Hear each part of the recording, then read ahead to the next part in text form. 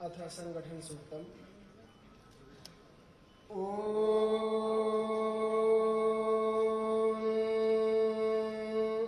सं समिद्युमसे वृषन्नग्ने श्वान्यय्य इळस्पदे समिध्यसे सनो वसून्याभरा संगच्छध्वं संवदध्वंसं भूमनांसि जानताम् देवा भागे यथा पूर्वे सञ्जानाना उपासते समानो मन्त्रः समितिः समानं मनः सह चित्तमेषाम् समानं मन्त्रयेम समानेन वो हविषा जुहुमि समानेव आकूतिः समाना हृदयानि वः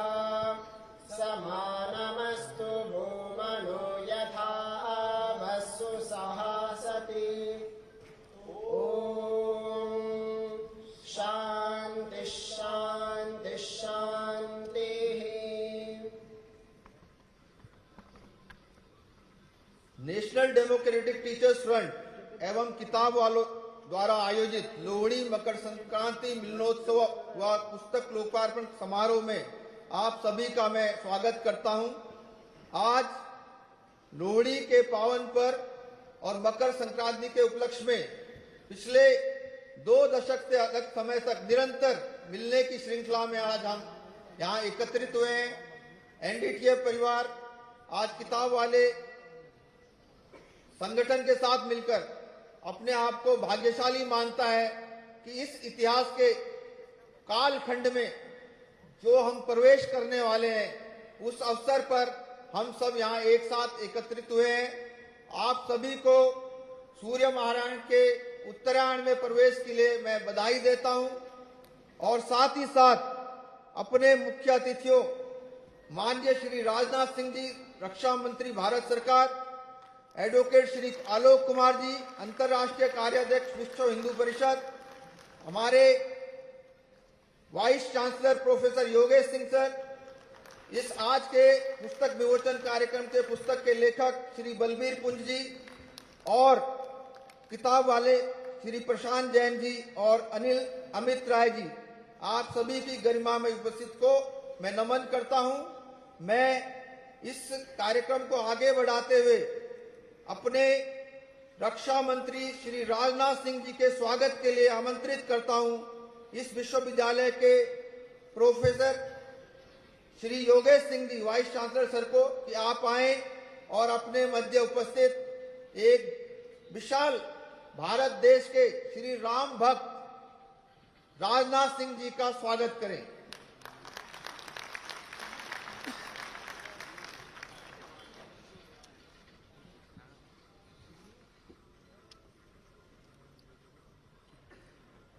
स्वागत की श्रृंखला में तालियां बजती रहे, जय श्री राम के उद्घोष की ध्वनि गूंजती रहे। जय श्री राम। मैं आमंत्रित कर रहा हूं श्री प्रशांत जैन जी को, निदेशक किताब वाले, आप हमारे रक्षा मंत्री जी का स्वागत करें।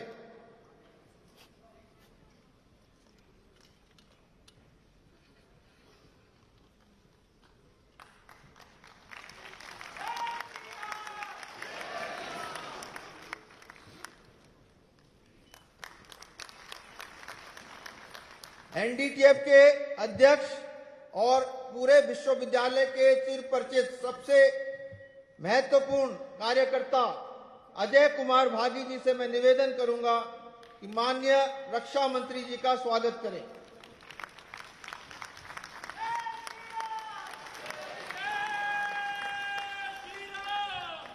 माननीय बलबीर पुंज जी के परिवार के आम्रा और जगादित्य आरव और त्रिशा से मैं अनुरोध करूंगा आप तेजी से आए मंच पर और माननीय रक्षा मंत्री जी का स्वागत करें।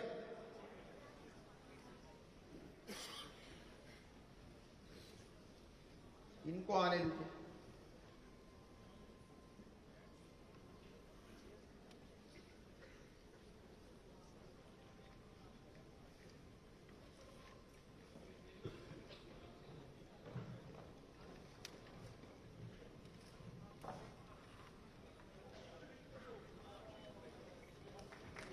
सामने देखो बच्चों।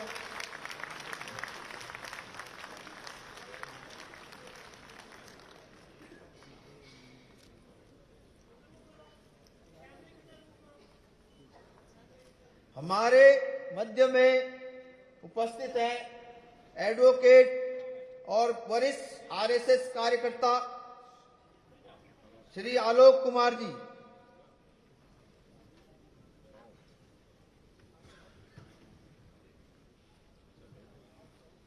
आलोक जी के स्वागत के लिए मैं आमंत्रित कर रहा हूं हमारे विश्वविद्यालय के vice chancellor sir professor Yogesh Singh ji को।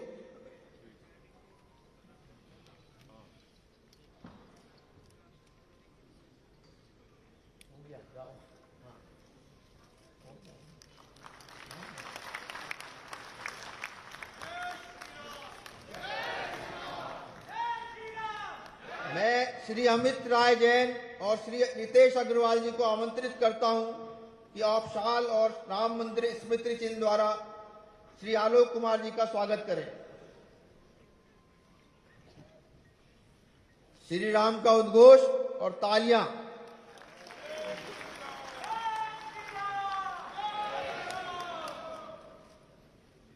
एनडीटीएफ के ईसी मेंबर सुनील शर्मा जी से मैं निवेदन करूंगा कि राम मंदिर स्मृति चिन्ह द्वारा श्री आलोक कुमार जी का स्वागत करें।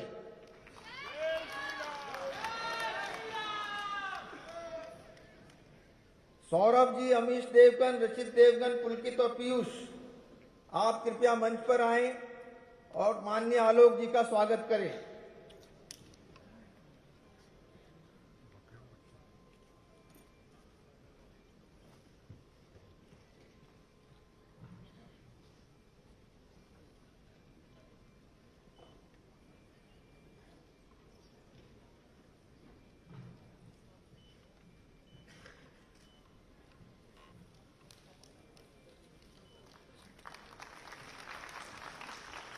दिल्ली विश्वविद्यालय के सबसे लोकप्रिय व्यक्तित्व प्रोफेसर योगेश सिंह जी के स्वागत के लिए मैं आमंत्रित कर रहा हूं श्री प्रशांत जैन जी को। आप वीसी सर का स्वागत करें।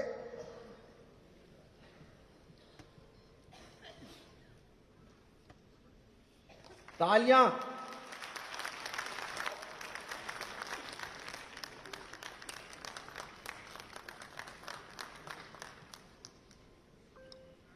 मैं एनडीटीएफ के अध्यक्ष अजय कुमार भागी जी से भी निवेदन करूंगा कि लोकप्रिय व्यक्तित्व प्रोफेसर योगेश सिंह का स्वागत हम सबके प्रिय भागी जी कर रहे हैं। तालियां और जोर से।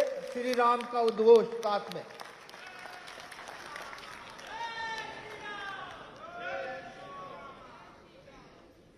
आज के इस पुस्तक विमोचन कार्यक्रम के जो हमारे मुख्य वक्ता रहने वाले हैं श्री बलबीर पुंज जी, उनके स्वागत के लिए मैं आमंत्रित करता हूं प्रोफेसर योगेश सिंह सर को।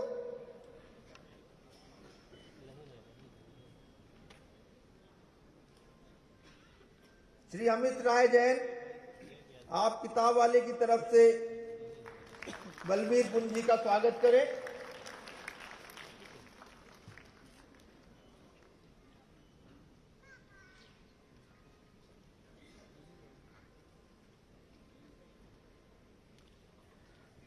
एनडीटीएफ के अध्यक्ष प्रोफेसर अजय कुमार भागी जी बलबीर पुंज जी का राम मंदिर स्मृति चिन्ह द्वारा स्वागत करें। जय श्री राम, जय श्री राम, जय श्री राम। मैं श्री मोहित जैन जी किताब वालों की ओर से उनको आमंत्रित करता हूं एनडीटीएफ के अध्यक्ष प्रोफेसर अजय कुमार भागी जी के स्वागत के लिए। अजय कुमार भागी जी प्रिय और लोकप्रिय दोनों हैं। आपके राम श्री राम उद्घोष से झलकना चाहिए, आपकी तालियों से भी झलकना चाहिए। मैं एनडीटीएफ के ईसी मेंबर सुनील शर्मा जी से निवेदन करूंगा कि श्री प्रशांत जी का स्वागत करें एनडीटीएफ की ओर से श्री राम मंदिर स्मृति चिन्ह भेंट कर।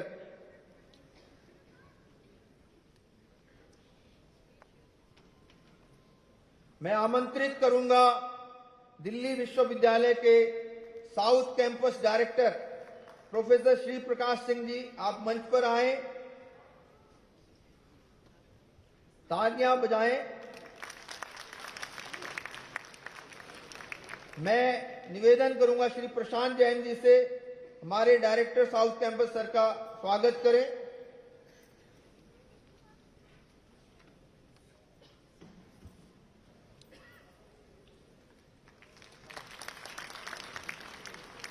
स्वागत अभिनंदन की इस कड़ी में मैं आमंत्रित कर रहा हूं दिल्ली विश्वविद्यालय के रजिस्ट्रार श्री विकास गुप्ता जी को, आप मंच पर आएं।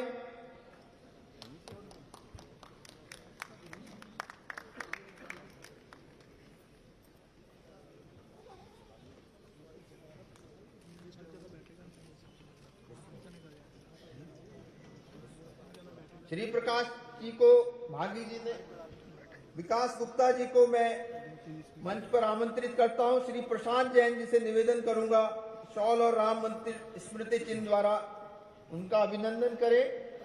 तालियां बजती रहनी चाहिए और जय श्री राम का उद्घोष आज नहीं तो फिर कब। श्री सुनील शर्मा जी से मैं निवेदन करूंगा कि विकास जी का स्वागत करें। मैं मंच पर आमंत्रित करता हूं हमारे वरिष्ठ एनडीटीएफ के प्रोफेसर इंदर मोहन कपाई जी को, आप मंच पर आएं। साथ ही श्री एनके कक्कड़ सर को, आप भी मंच पर पधारें। मैं दिल्ली विश्वविद्यालय के vice chancellor professor Yogesh Singh से निवेदन करूंगा कि हमारे गणमान्य अतिथियों का अभिनंदन करें।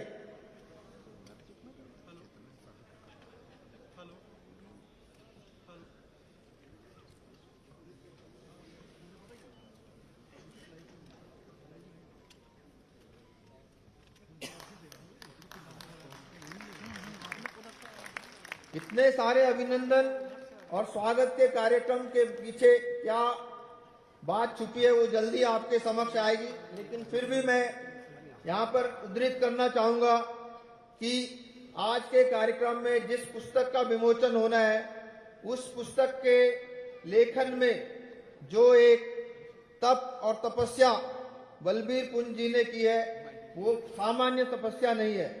अपने कालखंड की विपरीत परिस्थितियों में आपने इस पुस्तक का सृजन किया। उसके पीछे आपके परिवारजन, आपके पूर्वजों की भी तपस्या शामिल है। मैं आपके परिवार के सभी लोगों को एक बार मंच पर आमंत्रित करना चाहता हूं कि आपके माता पिता के चित्र पर पुष्पांजलि करने के लिए आप आए। उनकी धर्मपत्नी रेखा जी, उनके पुत्र गोपाल पुंज, रेखा जी, बलबीर जी के अनुज शर्मा, अर्जुन शर्मा, प्रेरणा जी, पीयूष पाठक जी, गोपाल जी, पुलकित पुंज, श्रिया जी, अमित देवगन, कनिका जी, रचित, शिप्रा जी, आरब, त्रिशा, आप सभी से मेरा निवेदन है कि एक साथ मंच पर आए और अपने सम्मानित पूजनीय पूर्वजों के चित्र पर पुष्प श्रद्धांजलि अर्पित करें।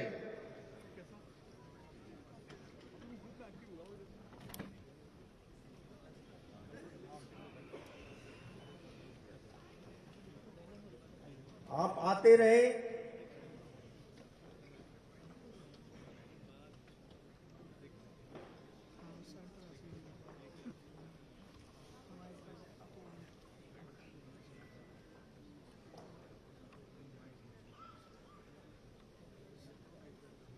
परिजनों से मेरा निवेदन है कि पुष्पांजलि अर्पित करने के पश्चात मंच के पीछे आके एक चित्र आप ले।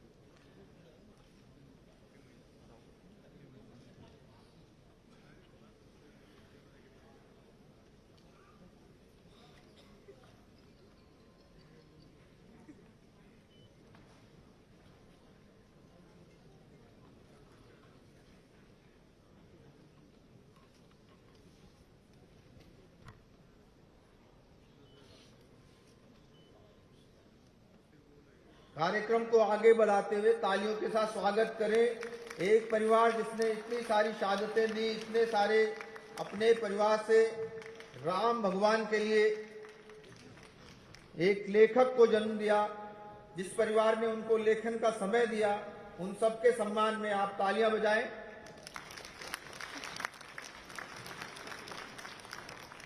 राम से बड़ा राम का नाम। जय श्री राम, जय श्री राम, जय श्री राम। एनडीटीएफ के और किताब वाले के संयुक्त तत्वावधान में आज के लोहड़ी और मकर संक्रांति मिलन के कार्यक्रम को आगे बढ़ाने की कड़ी में मैं आमंत्रित करूंगा एनडीटीएफ के अध्यक्ष प्रोफेसर अजय कुमार भागी जी को कि आप आएं और आज के कार्यक्रम में अपना वक्तव्य हम सबके मध्य प्रस्तुत करें। प्रोफेसर अजय कुमार भागी।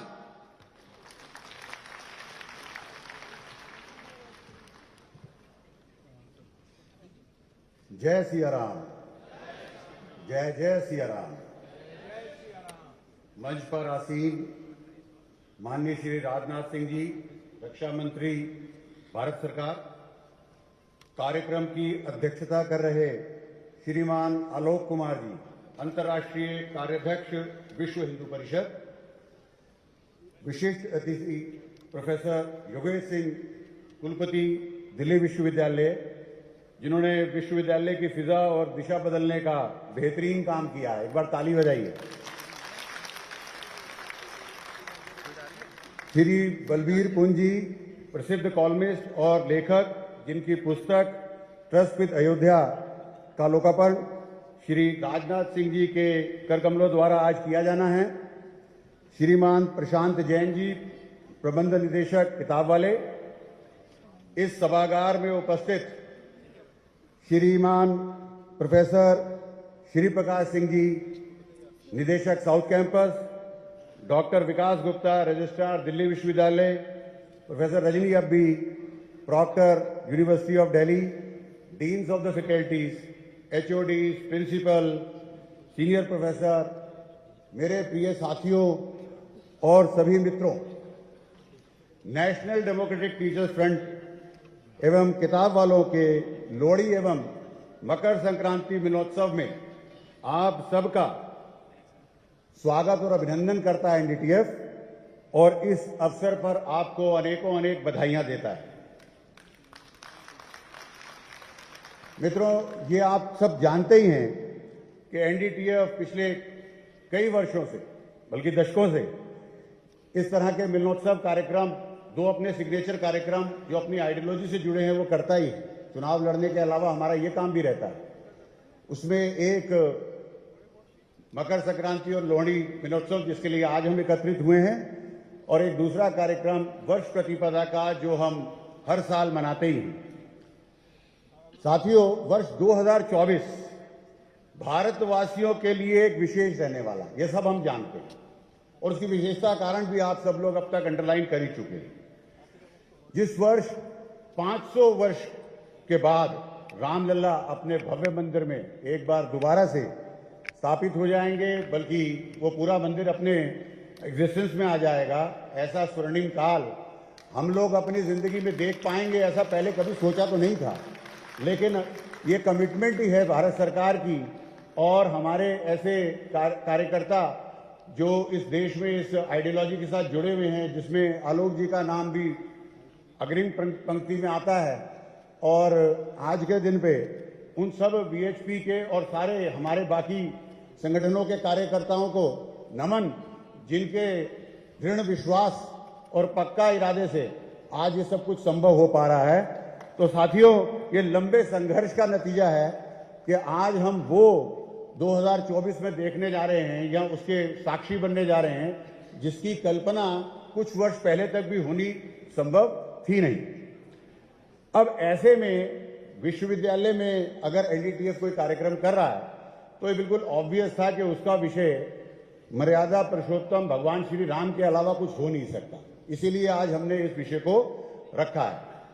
साथियों, ये बार बार कहा जाता है, कण कण में राम, हर जन में राम, हर क्षण में राम, और हम सबके हैं राम। ये सब हम लोग इस तरह के नारे हमेशा लगाते रहते हैं।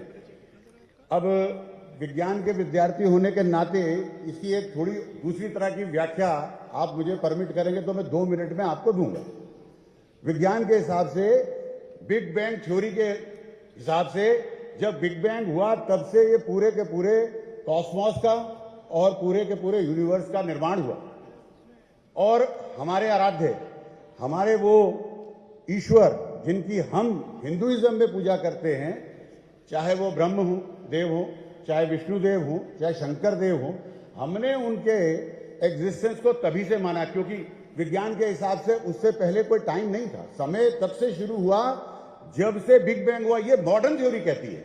और हमारी हिंदू फिलॉसफी भी अगर उस हिसाब से चले तो जब से है ये यूनिवर्स, जब से ब्रह्म ने पहला ब्रह्म कण इस यूनिवर्स में बनाया जिससे बाद में मिलकर संसार बना, वो तब से ही जो है ब्रह्म भी है, विष्णु भी है और शंकर भी।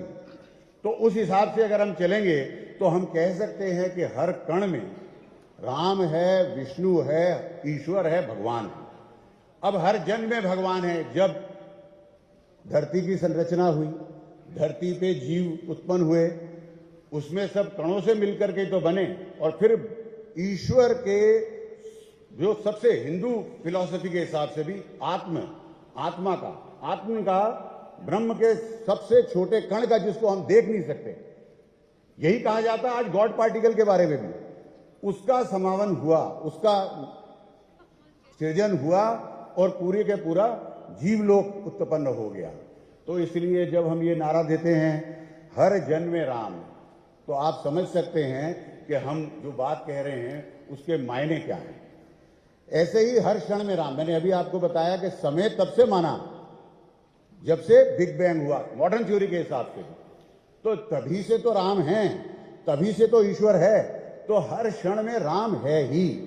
और साथियों, इस बात को भी अंडरलाइन करना चाहिए कि जब जब हमारे समाज में, जब जब इस धरती पे भगवान को, ईश्वर को हमें सत्य पे, अहिंसा पे, दृढ़ विश्वास पे, धर्म की पालना के लिए और मर्यादा का कोई एक आपको शिक्षा देनी होती है, तब तक भगवान इस धरती पे अवतरित होते हैं। तो ऐसे ही अवतरित हुए मर्यादा पुरुषोत्तम राम, जो हमारी संस्कृति का ही नहीं, हमारे पूरे के पूरे एग्जिस्टेंस के अंदर हैं। जैसे मैंने बताया कि हर जगह ही राम हैं, तो ऐसे सबके राम, ऐसे कण कण के राम। आज अगर हम इस विषय के ऊपर अपने बहुत सारे विशिष्ट तिथियों को सुनने जा रहे हैं, तो इससे बड़ा सौभाग्य एनडीटीएफ का हो नहीं सकता। हमारे इस सारे जो हमारे शिक्षक साथी आए, इतनी बड़ी संख्या के अंदर इनका हो नहीं सकता। अंत में पहले मैं अपनी वाणी को विराम दूं। मैं सब उन साथियों को जिनको कि इस लीडरशिप के अंडर, चाहे वो भारत सरकार की हो, चाहे दिल्ली विश्वविद्यालय प्रशासन की हो, परमानेंट होने का अवसर प्रदान हुआ है बहुत सालों के बाद, बहुत देर के बाद, उन सबको अनेकों अनेक बधाइयां। जो लोग इंतजार कर रहे हैं क्योंकि कुछ और बाकी अभी बची सीटें भरी जानी हैं, उनको मेरी तरफ से बहुत और अनेकों पूरी एनडीटीएफ की तरफ से शुभकामनाएं। लेकिन साथ ही साथ ये संकल्प करना साथियों मत भूलना कि अगर हमको हमारा अधिकार, हमारे को यहाँ पर परमानेंट नियुक्तियां मिली, तो एक ऐसे शिक्षक संगठन को जो देश को, जो समाज को अपने से ऊपर रखता है, तो हम सबके जो कर्तव्य बनते हैं उनका पालन करने का संकल्प लेने का दिवस भी आज ही है। तो साथियों, हम सब ने ये संकल्प लेना है कि हमने मकौले के द्वारा दी गई शिक्षा नीति का, अब जब हम नए इनोवेटिव तरीके से भारत की शिक्षा नीति का क्रियान्वयन करने जा रहे हैं, तो हमने सबने सहयोग करना, हमने एक्स्ट्रा माइल चलना। हमने ये सोचना नहीं है कि हमने कितना समय दिया, इतना ही तो समय हमारे को देना। हमने उससे ज्यादा समय दे करके एक एक एनडीटीएफ का कार्यकर्ता, एक एक शिक्षक इस विश्वविद्यालय का और विद्यार्थी उस सपने को साकार करेगा जहां हम रोट लर्नर ना रह करके इनोवेटर बनेंगे। साथियों, ये संकल्प लेने का दिन आज का दिन है। कहिए जय श्री राम, जय सिया राम। बहुत बहुत धन्यवाद। आप सब लोग यहाँ पधारे हैं और एनडीटीएफ के कहने पे आप सब आए हैं। सब मेरे शिक्षक साथी यहाँ हैं। बहुत बहुत धन्यवाद। Thank you.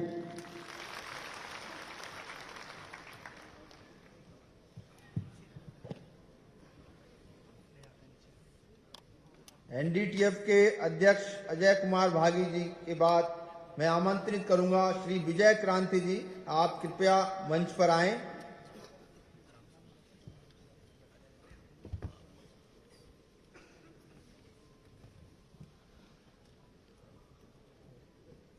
सर, आपसे निवेदन है कि आप माननीय बलबीर जी का परिचय दें और उन्हें अपने वक्तव्य के लिए मंच पर आने के लिए निवेदन करें। विजय क्रांति जी।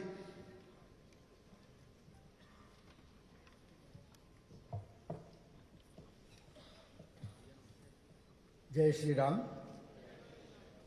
यहाँ मंच पर उपस्थित आदरणीय रक्षा मंत्री जी और सभी सम्मानित व्यक्तियों का सम्मान करते हुए और अब सबको अभिवादन करते हुए मैं एक जिम्मेदारी निभा रहा हूँ।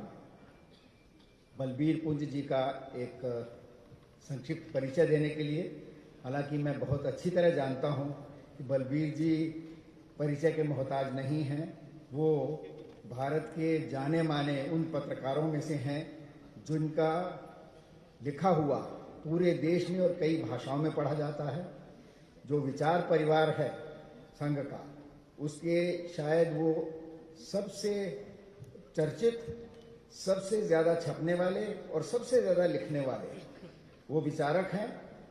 और मैं ये भी जानता हूँ कि उन्होंने पिछले लगभग 53 साल में अपने लेखन के माध्यम से जो योगदान इस विचार परिवार को, राष्ट्रवादी विचारों को दिया है, वो अपने आप में एक बहुत अनूठा योगदान है। और मेरा सौभाग्य ये है कि मैं उनके साथ इसी विश्वविद्यालय में 1968 से हम दोनों मित्र रहे हैं और प्रभु ने आज भी हमें साथ रखा हुआ है। बलबीर जी की एक खासियत उनके लेखन की जो है वो अलग बाकियों से ये है कि वो भावात्मक होकर, भावुकता से प्रेरित होकर नहीं लिखते हैं। वो लगातार शोध करने वाले पत्रकारों में से हैं। क्लैरिटी ऑफ माइंड उनकी एक खासियत है। जो कुछ भी वो लिखते हैं बड़े तर्क संगत तरीके से, लॉजिकल तरीके से लिखते हैं। उनके लेखन की एक खूबी ये है कि वो फैक्ट बेस्ड लिखते हैं। अगर कोई दावा करेंगे या किसी के दावे का वो की काट रखेंगे तो उसके लिए उनके पास शोध के आधार पर पूरा एक फैक्ट बेस्ड जो डाटा होता है, वो जो उनके लेखन की जो खासियत है उसने उन्हें एक अलग स्थान दिया है हमारी पत्रकार बिरादरी में। मैं उसी बिरादरी से हूँ और संघ परिवार का जो विचार की जो धारा है उसमें उनको एक अलग स्थान दिया है। अभी 28 जुलाई को उनकी एक पुस्तक का विमोचन हुआ था, नैरेटिव का मायाजाल। सौभाग्य से उसके संपादन का मुझे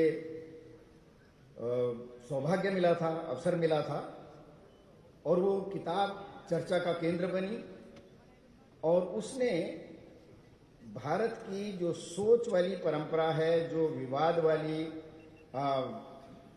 आदान प्रदान जो है विचारों का, उसमें नैरेटिव को एक बड़े केंद्रीय स्थान पर लाया उस किताब ने। और एक वो परंपरा शुरू हुई है जो आगे बढ़ रही है कि किस तरह से सच क्या होता है वो अलग है।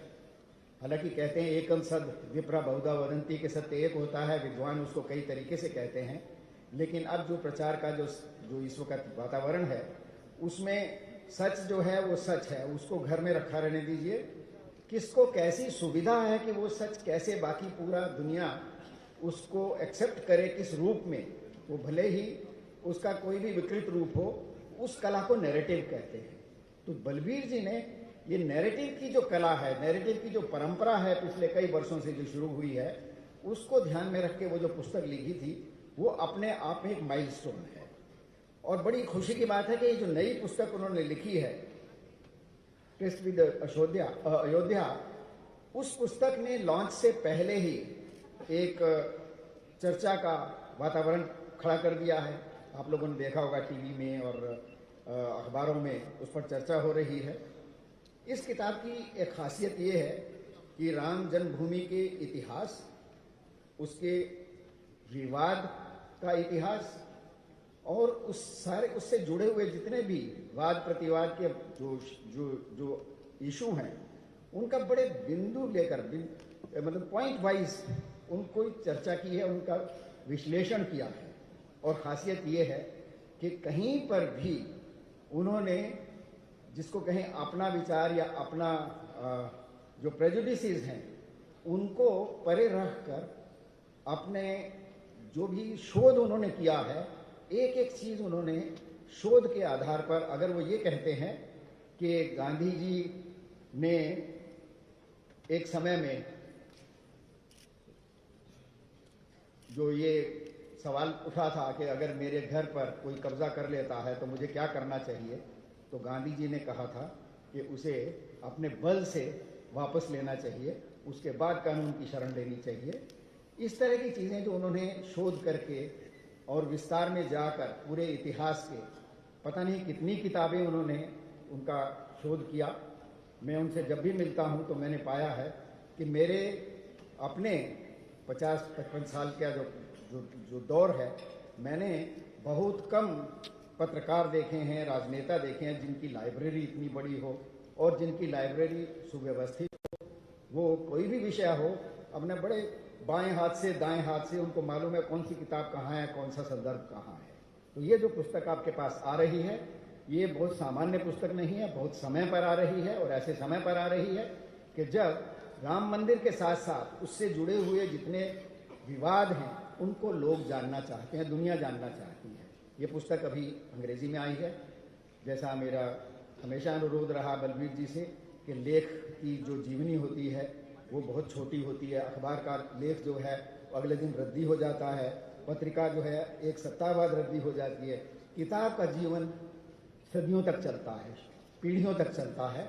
हम उम्मीद कर रहे हैं कि कुछ उनके जो अलग और विषय हैं जिन पर उनकी महारत है, जिन पर उन्होंने बहुत अध्ययन किया है, वो है भारत में इस्लाम की भूमिका, भारत में चर्च की भूमिका क्या रही है, भारत में कम्युनिज्म का खेल कैसे कैसे रहा है। हम सब मित्र उनसे उम्मीद करते हैं कि उनकी अगली किताबें इन विषयों पर होंगी। मैं शुभकामना देता हूं बलबीर जी को कि उनको प्रभु स्वास्थ्य दे और जो लेखन का इतना सधा हुआ काम वो कर रहे हैं वो लंबा चले और सबको, पूरे देश को, पूरे समाज को उसका लाभ मिले। जय श्री राम। धन्यवाद सर। श्री बलबीर पुंज जी ऐसा नाम है जिन्होंने 2004 से 2014 तक जब राम के नाम पर भरपूर आघात हुआ तब अपनी लेखनी की धार को और बढ़ा दिया। मैं आमंत्रित करता हूं श्री बलबीर पुंज जी को, तालियों से उनका स्वागत करें।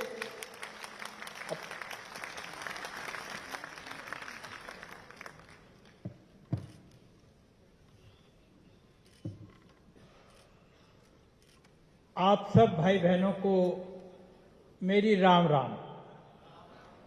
राम राम का तो उत्तर राम राम से आना ही चाहिए। राम राम। मेरे पर राम जी की असीम कृपा है, असीम कृपा। एक तो 4 महीने पहले आलोक जी घर पर आए, राम जी के दूत बनकर आए और कहा कि राम जी पे किताब लिखनी है। पहले लगा कि मना करना चाहिए, समय बहुत कम है और मैं एक और दूसरी पुस्तक में उलझा गया। और फिर लगा कि ये कई 100 लोग होंगे जो लिख सकते होंगे, जिनको ये कह सकते होंगे, पर ये मेरे पास ही क्यों आए। ये राम जी की इच्छा है, इसलिए मना नहीं करना चाहिए। और इसलिए इनके आदेश को मैंने शिरोधार्य किया और ये राम जी की कृपा है कि किताब 4 महीने में पूरी हो गई।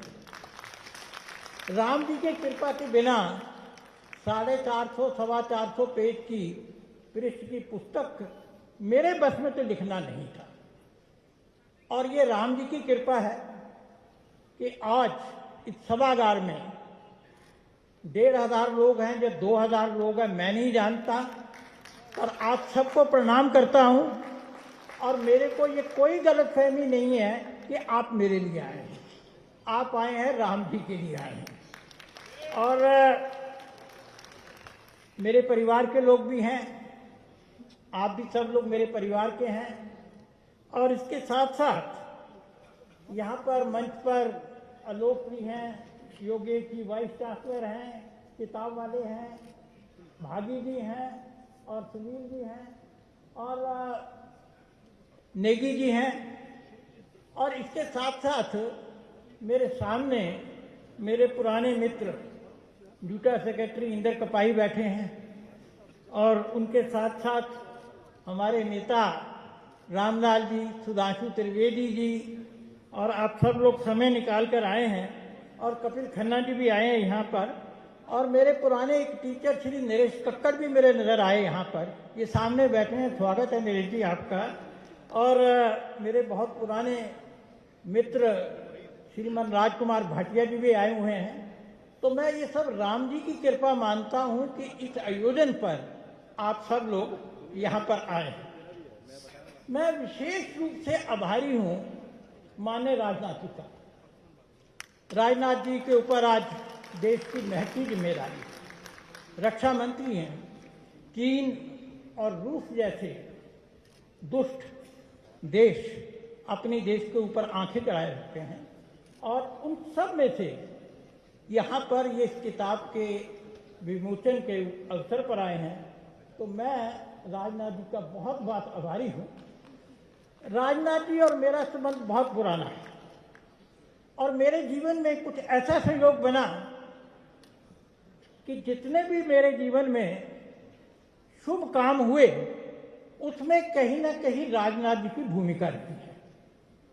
और आज भी श्री राम के ऊपर ये पुस्तक के विमोचन पे जैसे शुभ काम में माननीय राजनाथ जी का हम सबको आशीर्वाद मिलने वाला है, तो मैं इन सब बातों के लिए राम जी का आभारी हूँ। ये सब मेरे कारण नहीं हो रहा है। मैं बीच बीच में घड़ी भी देख रहा हूँ, क्योंकि समय की सीमा है। माननीय राजनाथ जी को कानपुर जाना है, तो हम सबको कहा गया है कि जो पहले से आप छोटा बोलने वाले थे उसको और छोटा करो। तो मैं कोशिश कर रहा हूँ कि अपनी बात को संक्षेप में कह सकूँ। मेरे पे 2-3 प्रश्न पूछे गए बार बार। एक तो कहा गया, ये पिछले कई दिनों से प्रेस वालों से, मित्रों से मिलना हो रहा है कि how is Ram central to India. तो मैंने कहा देखिए, ये पूरा भूभाग जो है अफगानिस्तान से लेकर बर्मा तक का एक सांस्कृतिक भूभाग था, और अगर भारत से राम निकल जाए, अगर भारत की मानस में राम नहीं हो, तो भारत जो है वो दूसरा अफगानिस्तान बन जाएगा, दूसरा पाकिस्तान बन जाएगा। अगर भारत है तो वो इसलिए है क्योंकि यहाँ राम जीवंत है, उनका भाव जीवंत है, उनका मानस है, इसलिए भारत है। और राम को हम लोग एक रोल मॉडल मानते हैं, मर्यादा पुरुषोत्तम मानते हैं, धर्म को साशरीर, राम को साशरीर हम धर्म का रूप मानते हैं। और ये इस कारण है क्योंकि राम का जो समरसता वाला चरित्र है, दैट एस्पेक्ट ऑफ राम। आप देखिए, हनुमान जी की एंट्री रामायण में कब होती है, किसका कंधा कांड है, और हनुमान जी का उस समय स्टेटस क्या है। ऋषु मुख पर्वत पर एक हारा हुआ सुग्रीव अपनी जान बचाकर बैठा हुआ है, कोई राजपाट नहीं है उसके पास, और उस सुग्रीव के चौथे 5वें पायदान पे खड़े हैं हनुमान जी। हारा हुआ राजा, जिसके पास राजपाट ही नहीं है, जिसकी पत्नी भी नहीं है, वो भी चोरी हो गई, छीन ली गई उससे, और उसके चौथे 5वें पायदान पर हनुमान जी हैं। और हनुमान जी सुंदरकांड तक आते आते अपनी भक्ति, बल, समझ, बुद्धि, इन सब से पहले राम के सखा और बाद में सीता माता उनको सुत पुत्र कह के पुकारती है। हनुमान जी राम जी की सेवा में लगे रहते हैं, वनवासी हैं, परंतु उसके बाद क्योंकि उनमें भक्ति है, बुद्धि है, स्वामी भक्ति है, वीरता है, और जाते जाते राम हनुमान जी को इतना इंपावर कर जाते हैं कि आज राम जी के मंदिर कम है और हनुमान जी के ज्यादा। ये भक्ति की शक्ति है। और इसी तरह से हम देखते हैं राम जी का जटायु गीत है जिसको निष्कृष्ट किस्म का पक्षी माना जाता है, परंतु वो धर्म के साथ खड़ा है, उसमें चरित्र है, वो रावण से लड़ता है। और इसलिए राम लक्ष्मण से कहते हैं कि लक्ष्मण, हमको अपने पिता का अंतिम संस्कार करने का अवसर नहीं मिला, परंतु हम जटायु का अपने पिता के समान अंतिम संस्कार करेंगे। इसी तरह से हम लोग देखते हैं कि शबरी माता के साथ, शबरी जो है वो स्त्री है जिसको आज की भाषा में आदिवासी, पर जिनको हम वनवासी के रूप में जानते हैं और संविधान में जनजाति के रूप में कहा गया है, ऐसी शबरी, और वो अनपढ़ है, बिना शिक्षा के है। राम उसके यहाँ जाते हैं और जूठे बेर खाते हैं। और जब शबरी कहती है कि मेरे पास तो शिक्षा भी नहीं है, मेरे पास तो कोई सोशल स्टेटस नहीं है, तो रामायण की एक चौपाई है जो शबरी की तरफ से कहा गया राम को। मैं सच में जब भी समरसता के बारे में सोचता हूँ तो उस चौपाई से बहुत प्रेरणा मिलती है। उसको राम कहते हैं, जाति पांति कुल बढ़ाई, धनबल परिजन सुन चतुराई, भक्तिहीन नर सोही कैसा, बिन जल बर दे देखिए जैसा। अर्थात मेरे लिए मनुष्य का चरित्र इम्पोर्टेंट, महत्वपूर्ण है, मेरे लिए व्यक्ति का भक्ति भाव महत्वपूर्ण है, मेरे लिए उसका शिक्षा, उसके फाइनेंशियल स्टेटस, कितना धन है उसके पास, उसका कोई महत्व नहीं है। और हम देखते हैं कि राम शबरी की झोंपड़ी में जाते हैं, परंतु रावण की सोने की लंका जला दी जाती है, क्योंकि वह अधर्म की प्रतीक है, वो अनाचार की प्रतीक है। शबरी का सम्मान है, जटायु का सम्मान है, परंतु रावण पुलस्त्य ऋषि की संतान, महाप्रकांड ब्राह्मण, 4 वेदों का ज्ञाता, 9 ग्रहों को कैद करके रखा है उसने, और उसके बाद उसका वध किया जाता है क्योंकि वो अधर्म का प्रतीक है। तो राम इस तरह की समरसता के प्रतीक है। और राम पे कोई बोलना चाहे तो पूरा दिन भी कम पड़े, पर अपने पास समय सीमा है। मैं किताब के बारे में कोई 3-4 बातें आपके साथ शेयर करना चाहता हूं। पहली बात तो ये कि एक बात समझ में आई कि स्वतंत्रता के बाद 1947 के बाद अयोध्या और उसके आसपास के क्षेत्र में ये कोई हिंदू मुस्लिम विवाद नहीं था। मुसलमानों को उस बाबरी ढांचे में कोई रुचि नहीं थी। 1934 के बाद वहां कभी नमाज नहीं हुई थी, और वहां के मुसलमान चाहते थे कि वहां मंदिर बने। किताब में इसका पूरा विवरण है। 12 मुसलमानों ने वहां पे एफिडेविट दिया था 1949 में कि इसी जगह पर मंदिर बनना चाहिए, हिंदुओं का पक्ष ठीक है। सारी सिविल सोसाइटी वहां की, बाबा राघव दास वहां के एमएलए थे, के नायर जो डिप्टी कमिश्नर आईसीएस ऑफिसर थे, गुरुदत्त सिंह जो डिस्ट्रिक्ट जज थे, और अब्दुल बरकत जो वहां पे एक हेड कांस्टेबल थे, मुसलमान थे। पूरी की पूरी सिविल सोसाइटी, लखनऊ में मुख्यमंत्री, मुख्य सचिव, सब चाहते थे मंदिर बने। केवल एक व्यक्ति नहीं चाहते थे मंदिर बने, उनका नाम था पंडित जवाहरलाल नेहरू। और नेहरू जी का जो गुस्सा था, घृणा था, वो कोई सोमनाथ जहाँ अयोध्या तक सीमित नहीं था, उसका विस्तार जो था वो हिंदू मंदिरों को ऐसा सच घृणा करते थे। और मैंने इसके बारे में 1959 का उनका भाषण है वो उद्धृत किया है। आप लोगों को समय मिले तो किताब में जरूर पढ़िए। और अंतिम बात, कहने को बहुत कुछ है पर समय सीमा है। जो 6 दिसंबर 1992 को ढांचा ध्वस्त किया गया, बहुत शोर मचता है इसके ऊपर, और शोर मचाने वाले में से कांग्रेस की सबसे आगे है। पर सच में कर सेवकों ने गांधी जी की सलाह पर काम किया।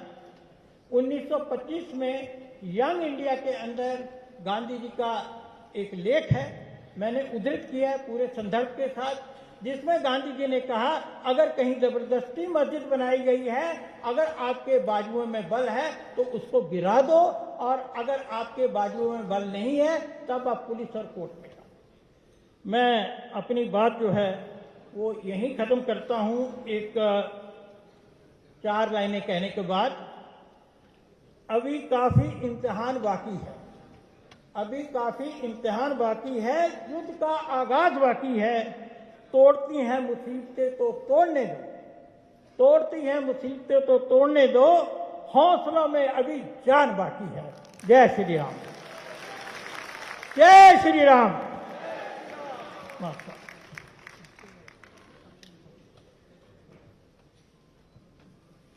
देश और दुनिया का माहौल राममय हो चला है।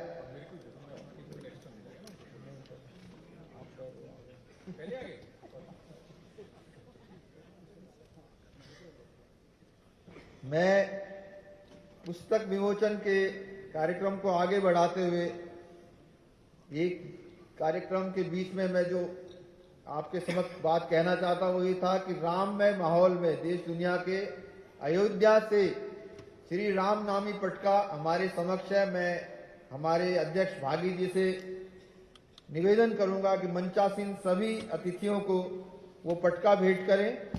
इसके साथ ही 22 जनवरी के लिए आज के कार्यक्रम में सभी लोग के लिए दीप वितरण की व्यवस्था है। मैं वो भी कहूंगा कि दीप भी हमारे मंचासीन अतिथियों को प्रदान किया जाए।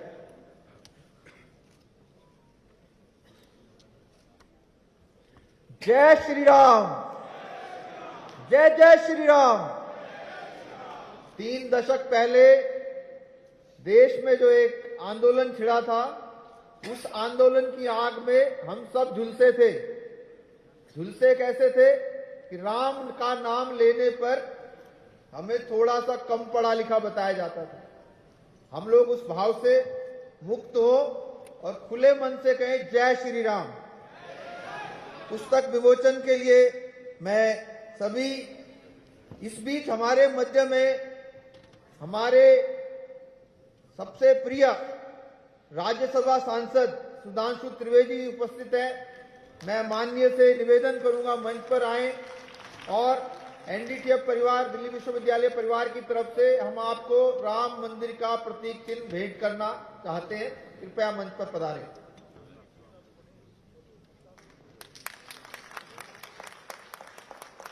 ये लड़ाई केवल कलम से नहीं, चैनलों पर भी लड़ी गई, तभी आप जय श्री राम स्वीकार करने की स्थिति में आज यहाँ एकत्रित हुए। सुधांशु त्रिवेदी जी की गरिमामय उपस्थिति के लिए जोरदार तालियां। जय जय श्री राम।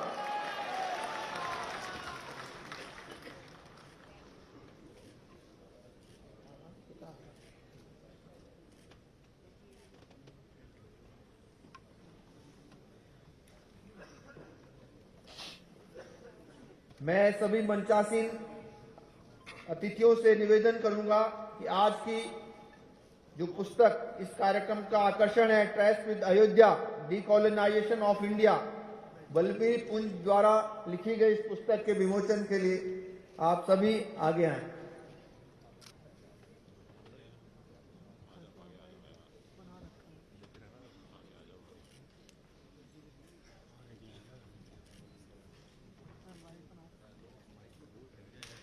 तालियों के साथ अभिनंदन करें। एक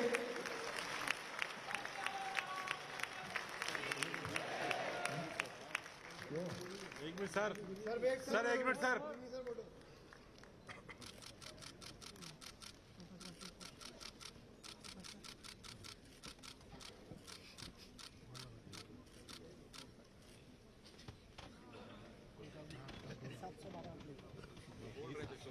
हमारे वाइस चांसलर सर, इससे पहले कि मैं सर को आमंत्रित करूं, सर मुझे 1 मिनट चाहिए।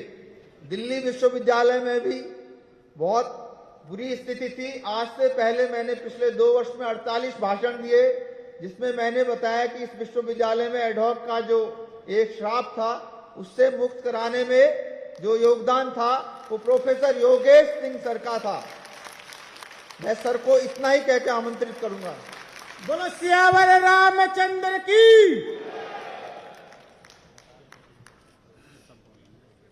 नमस्कार।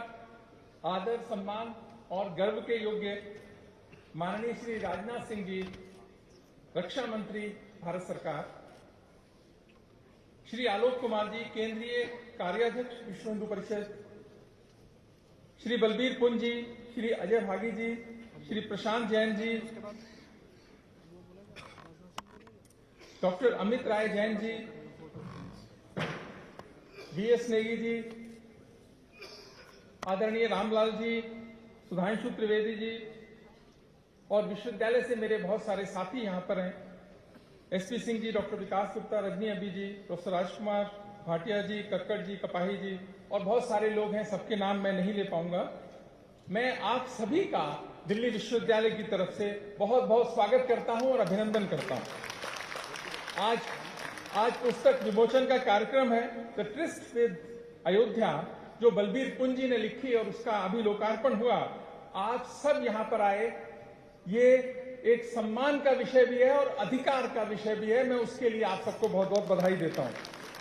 तुलसीदास जी ने सही कहा था कि जा पर कृपा राम की होई, ता पर कृपा करहि सब कोई। आप सभी पर राम की कृपा बनी रहे और राम आपके जीवन में, हम सबके जीवन को दिशा देते रहे, ऐसी प्रभु राम से कामना है। अंग्रेजी में एक कहावत है, आज मैं बहुत जल्दी बोल रहा हूं क्योंकि बहुत मुझे थोड़ा टाइम मिला है। एक कहावत है अंग्रेजी में, beauty lies in the eyes of the beholder. और इसको किसी ने कविता के रूप में बहुत अच्छा कहा कि जो जैसा होता है दुनिया उसको वैसी लगती है, हमको तो हर सूरत सीधी सच्ची लगती है। और तुलसीदास जी ने इसको अलग तरीके से कहा। उन्होंने क्या कहा, जाकी रही भावना जैसी, प्रभु मूरत देखी तिन तैसी। तो जैसी जिसकी भावना होगी वैसा उसको दिखेगा। ये बात आप सीख सकते हैं। अच्छी भावना होगी तो अच्छा दिखेगा, कम अच्छी होगी तो कम अच्छा दिखेगा। और जब भगवान राम की बात है, भगवान राम तो भारत के प्राण हैं। राम के जीवन से क्या शिक्षा, एक शिक्षा यदि लेनी हो तो क्या ले सकते हैं कि उनका राज तिलक होने वाला था, सब तरफ खुशियों का माहौल था और पिताजी ने बुलाया और कहा कि कल से आपको 14 वर्ष के लिए वन में जाना है। अगर कोई साधारण व्यक्ति हो तो लड़ने लग जाए। बच्चे ने अगर फिल्म का टिकट ले रखा और आप कह दो बेटा आज मत जाइए, तो घर में लड़ाई हो जाएगी।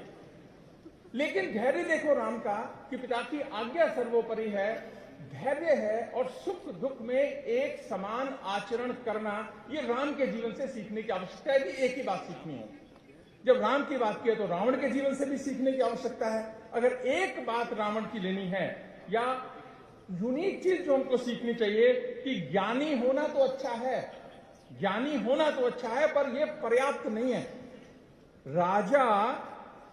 राजा का आचरण धर्म के अनुसार होना ही चाहिए।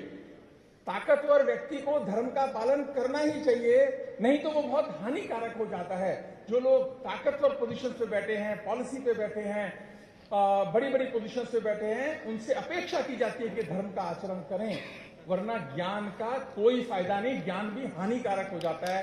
ये रावण के जीवन से देखने की बात है। सच तो यह है कि राम धर्म है। राम है क्या? राम धर्म है, राम सत्य है, राम संस्कार है, राम कल्याण है, राम परोपकार है, राम दर्शन है, राम जीवन है, राम करुणा है, राम साहस है, राम धैर्य है और राम भारत की संस्कृति है। और सही बात तो ये है कि राम तो भारत हैं। राम तो भारत हैं। और इसको कविता में हरिओम पवार साहब ने बहुत अच्छी एक राम पे कविता लिखी, उसकी कुछ पंक्तियां आपके लिए उद्धृत करूंगा मैं कि राम पे जब उन्होंने लिखा कि राम हमारे गौरव के प्रतिमान हैं, राम हमारे भारत की पहचान है, राम हमारे घट घट के भगवान हैं, राम हमारी पूजा है अरमान है, राम दवा है रोग नहीं है सुन लेना, राम त्याग है भोग नहीं है सुन लेना, राम दया है क्रोध नहीं है सुन लेना, राम सत्य है शोध नहीं है जग वालों, राम हुआ है नाम लोक हितकारी का, रावण से लड़ने वाली खुददारी का। यानी लोक हित में काम करना, ये हमको सीखने की आवश्यकता है। और आपको राम के अयोध्या में बन रहे मंदिर के लिए आपको बहुत बहुत बधाई और ढेर सारी शुभकामनाएं। एक घटना को उल्लेख करूंगा। मैं 2011 में महाराजा सियाजीराव यूनिवर्सिटी बड़ौदा का वाइस चांसलर हुआ। तो जब वाइस चांसलर हुआ तो एक सप्ताह के अंदर मैं वहां के शिक्षा मंत्री से मिलने गया। उन्होंने पहली बार उनसे मुलाकात की, उन्होंने चाय मंगाई। मैंने चाय पीनी शुरू करी तो मैंने कहा आपने चाय नहीं ली? तो उन्होंने कहा कि मैं चाय पीता नहीं। मैंने कहा बचपन से नहीं पीते क्या?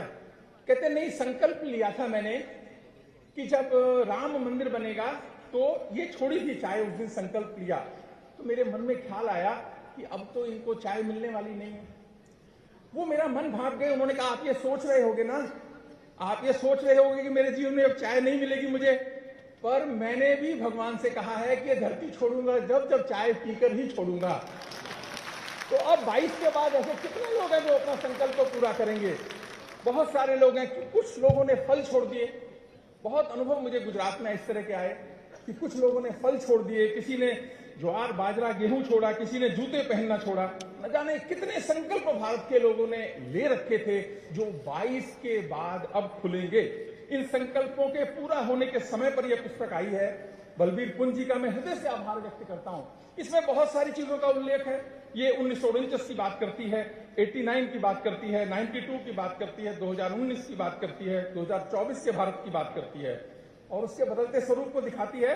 एक साहसी लेखक सत्य लिखता है तो एक संकल्प बन जाता है। हम सभी राम के भारत को विकसित बनाएंगे और शक्तिशाली बनाएंगे ताकि फिर कभी ऐसे संकल्पों की आवश्यकता भारत को न पड़े। यही राष्ट्र प्रेम है, यही राष्ट्र का कर्तव्य है, यही हमारी भूमिका है और हमें अपनी भूमिका सही से निभानी है। भगवान राम हम सबको शक्ति दे। आप यहां आए दिल्ली विश्वविद्यालय की तरफ से, पुनः आपका बहुत बहुत आभार।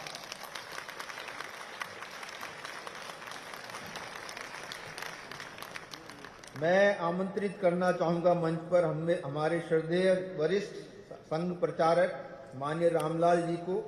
आप अखिल भारतीय प्रचार प्रमुख टोली के इस समय अध्यक्ष हैं। माननीय आप आए और मैं अपने अध्यक्ष अजय कुमार भागी जी और किताब वाले अमित जी की तरफ से आपसे अनुरोध करूंगा कि राम मंदिर स्मृति अखिल भारतीय संपर्क प्रमुख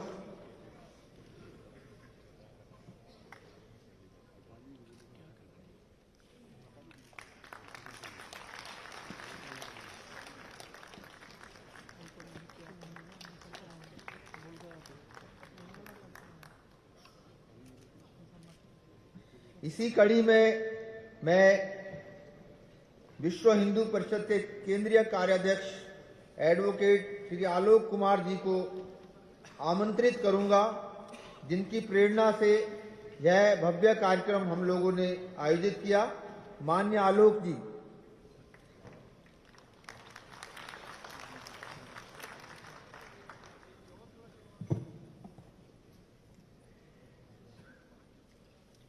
आदरणीय श्री राजनाथ सिंह जी, इस पुस्तक के लेखक श्री बलबीर पुंज जी, विश्वविद्यालय के उपकुलपति श्री योगेश त्यागी जी, योगेश सिंह जी, क्षमा करें, श्री अजय भागी जी, नेगी जी, प्रशांत जी, अमित जी, मैं एक नाम नहीं जान रहा हूं पर उनकी चिंता मुझे है, जो समय पूरा होते यहां लिख देते हैं कि बंद करो। श्री रामलाल जी, सुधांशु जी, कपिल खन्ना जी हमारे इंद्रप्रस्थ विश्व हिंदू परिषद के अध्यक्ष, कपाही जी, अरोड़ा जी।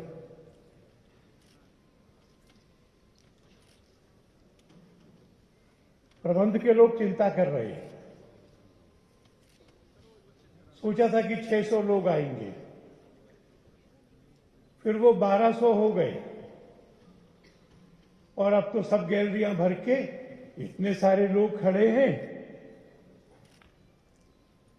तो कैसे होगा ऐसी भी चिंता हो रही थी। राम जी के बुलावे पर आप आए, बहुत बहुत धन्यवाद। थोड़ा इंतजार करना मुश्किल हो रहा है कब 22 जनवरी आए, दोपहर के 12:20 हो, अभिजीत मुहूर्त हो, 11 दिन का अनुष्ठान पूर्ण करके 11 दिन का उपवास करके 140 करोड़ लोगों का प्रतिनिधित्व प्रधानमंत्री कर रहे हो,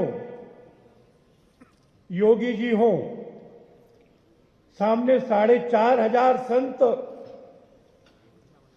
देश के 150 से अधिक मत पंथ संप्रदाय के, अनुसूचित जाति जनजातियों के, देश के प्रत्येक जिले से और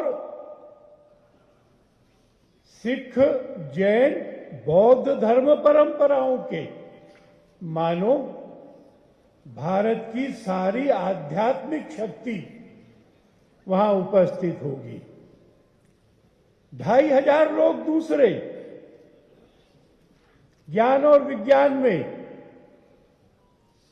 उद्योग में, व्यापार में, कृषि में, शिक्षा में, साहित्य, संगीत, नृत्य में, मानो हर क्षेत्र का शीर्ष वहां उपस्थित होगा। 10 ऐसे लोग जो बहुत गरीब हैं, पर जिन्होंने 100 रुपया दिया था, एक ऐसी बहन जो कूड़ा बीनती थी, शाम को 40 रुपए उसने इकट्ठा किए थे।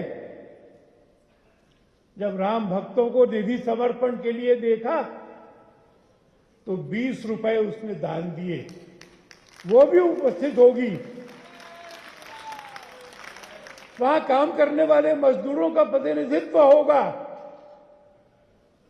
अक्टूबर नवंबर 1990 में जिन्होंने गोलियां खाकर प्राण दिया था, पर मुख से श्री राम के नाम का उच्चार अंतिम समय तक किया, और वो अनाम युवक जिसको गोली लगी, रक्त बहा, राम जी का उच्चार और अपने रक्त से सड़क पर श्री राम लिखा, ऐसे लोगों के परिवारों को भी बुलाया।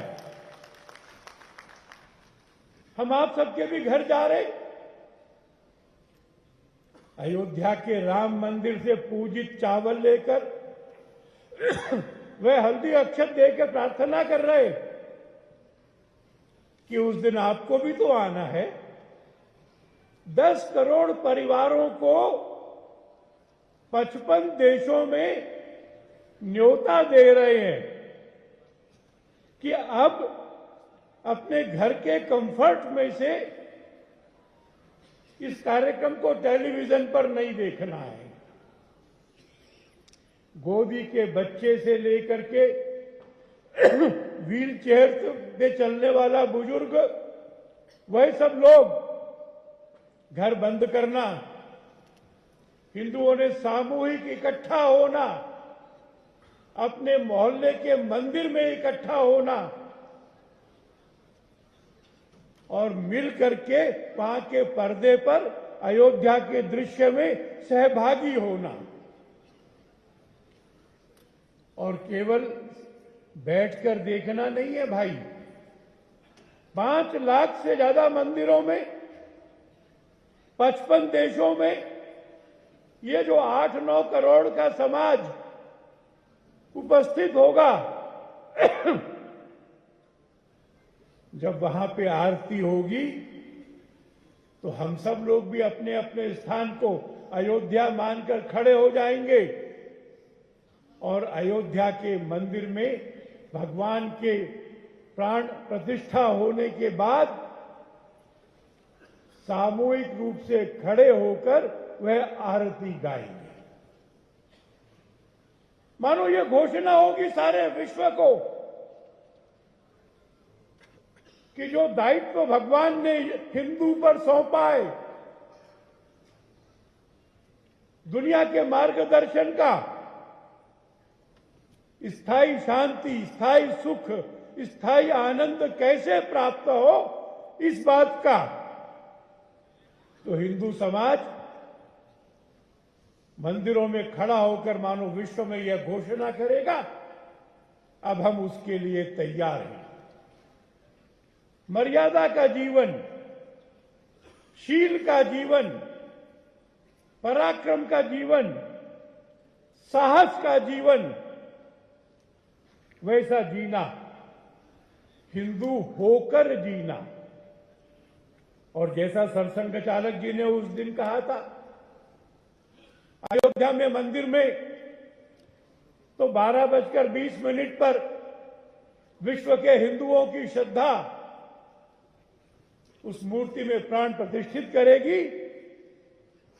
वैसे वैसे हम सबके हृदय में भी राम जी को उतरना चाहिए।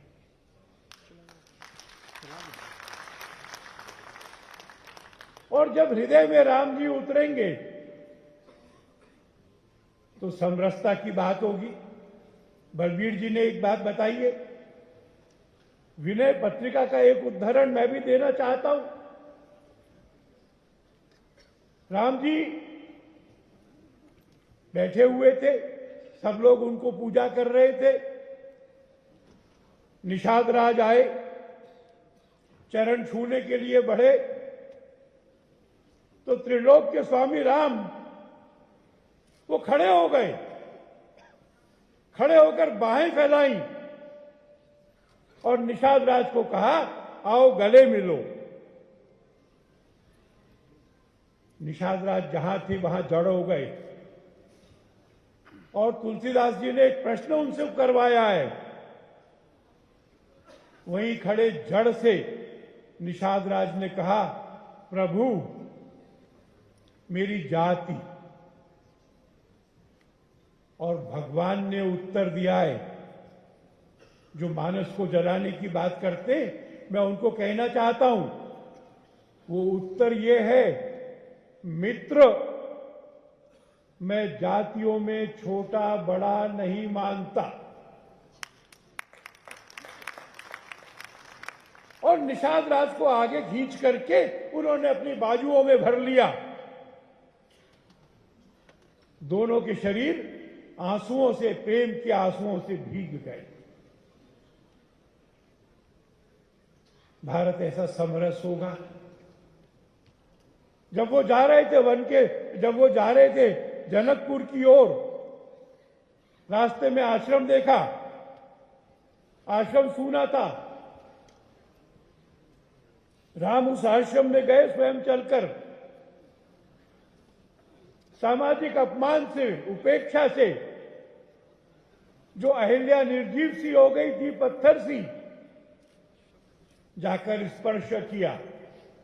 मानो स्वयं राम ने विश्व को घोषणा की, इसकी गलती नहीं है, मैं इसकी गरिमा इसको लौटा रहा हूं, प्रतिष्ठित कर रहा हूं मैं इसको। और यह जो भारत का दायित्व है, महिलाओं की सुरक्षा का, सम्मान का, गरिमा का, उनको उनका उचित स्थान मिलने का, वैसा भारत दोबारा बनेगा। और जब वो निकले थे ऋषि के आश्रम से बाहर और पूछा, वो ढेर सा क्या है ऊंचा, पहाड़ी जैसा दिखता है। ऋषि ने कहा, वो ढेर नहीं है, पहाड़ी नहीं है, वो मनुष्यों की हड्डियां हैं। आतंकवादी यज्ञों का विध्वंस करते हैं, ऋषियों को खा जाते हैं, उनकी हड्डियों का पहाड़ है। राम ने भुजा उठाई थी और प्रतिज्ञा की थी, मैं धरती से राक्षसों का विनाश कर दूंगा, निशिचरहीन करहूं जगमहीन। और इस मंदिर से जो संकल्प उठेगा वो भारत को इस चुनौती को स्वीकार करने के लिए तैयार करेगा कि जो जिहाद के नाम पर, आतंकवाद के नाम पर, वामपंथी साम्यवाद के नाम पर विश्व की शांति को चुनौती देती है और खतरा बनती है, अपने दायित्व का निर्वाह करेंगे। धर्माधिष्ठित जीवन हो, सबको रोटी कपड़ा मकान के साथ में शिक्षा और रोजगार हो, और संपूर्ण भारत को ऐसा विकसित भारत बनाएंगे जहां विकास भी होगा, सुविधाएं भी होंगी, धार्मिक जीवन भी होगा। भारत मां उस परम वैभव के शिखर पर विश्व गुरु होगी और दुनिया के लोगों को हम कहेंगे कंज्यूमरिज्म के मार्ग से नहीं, सोशलिज्म के मार्ग से नहीं, वस्तुएं खरीदने की स्पर्धा से नहीं। अच्छा, 15 मिनट से पहले आया है। उन्होंने कहा रिकॉर्ड नहीं टूटना चाहिए। इन सब मार्गों से नहीं, भारत से वह मार्ग हम पाएंगे जिसमें जीवन में आनंद होगा, सुख होगा, प्रसन्नता होगी। ऐसा आनंद जो आके जाएगा नहीं, ऐसा सुख जो सदैव वर्तमान रहेगा, ऐसी प्रसन्नता जो विश्व में सबको प्राप्त होगी। मैं समझता हूं कि इसी अपेक्षा से, इसी प्रतीक्षा से हम मंदिर में भगवान के प्राण प्रतिष्ठित होने की प्रतीक्षा कर रहे हैं और वही भाव हम अपने हृदयों में धारण करके भी अपने कर्तव्यों का पालन करेंगे। बहुत बहुत धन्यवाद। जब विश्वविद्यालयों में लाल झंडे लहराया करते थे, विश्वविद्यालय के प्रांगणों में एजुकेशन मिनिस्टर तक नहीं जा सकते थे, आज वो माहौल बदला है। भगवान श्री राम की कृपा से आज सने सने हम लोग उस मोड़ पर आ खड़े हुए हैं जहां पता ही नहीं चला कि इस देश में कितने कम समय में इतना बड़ा सांस्कृतिक और सामाजिक राजनीतिक परिवर्तन हो गया। हम सब उसी का अंग हैं, अपने लिए भी तालियां बजा सकते हैं। साथियों, आज इस विश्वविद्यालय में जो कायाकल्प हुआ है, जो काया पलट हुई है, उसके पीछे एक दृढ़ निश्चय का और दृढ़ इच्छा शक्ति का विश्वास था। तभी हम लोग आज 4000 परमानेंट अपॉइंटमेंट इस विश्वविद्यालय को दे पाए हैं। और मैं एक चीज और इंगित करना चाहूंगा, यहां पर बहुत समय ये भी चलता है डिस्प्लेसमेंट हो गया।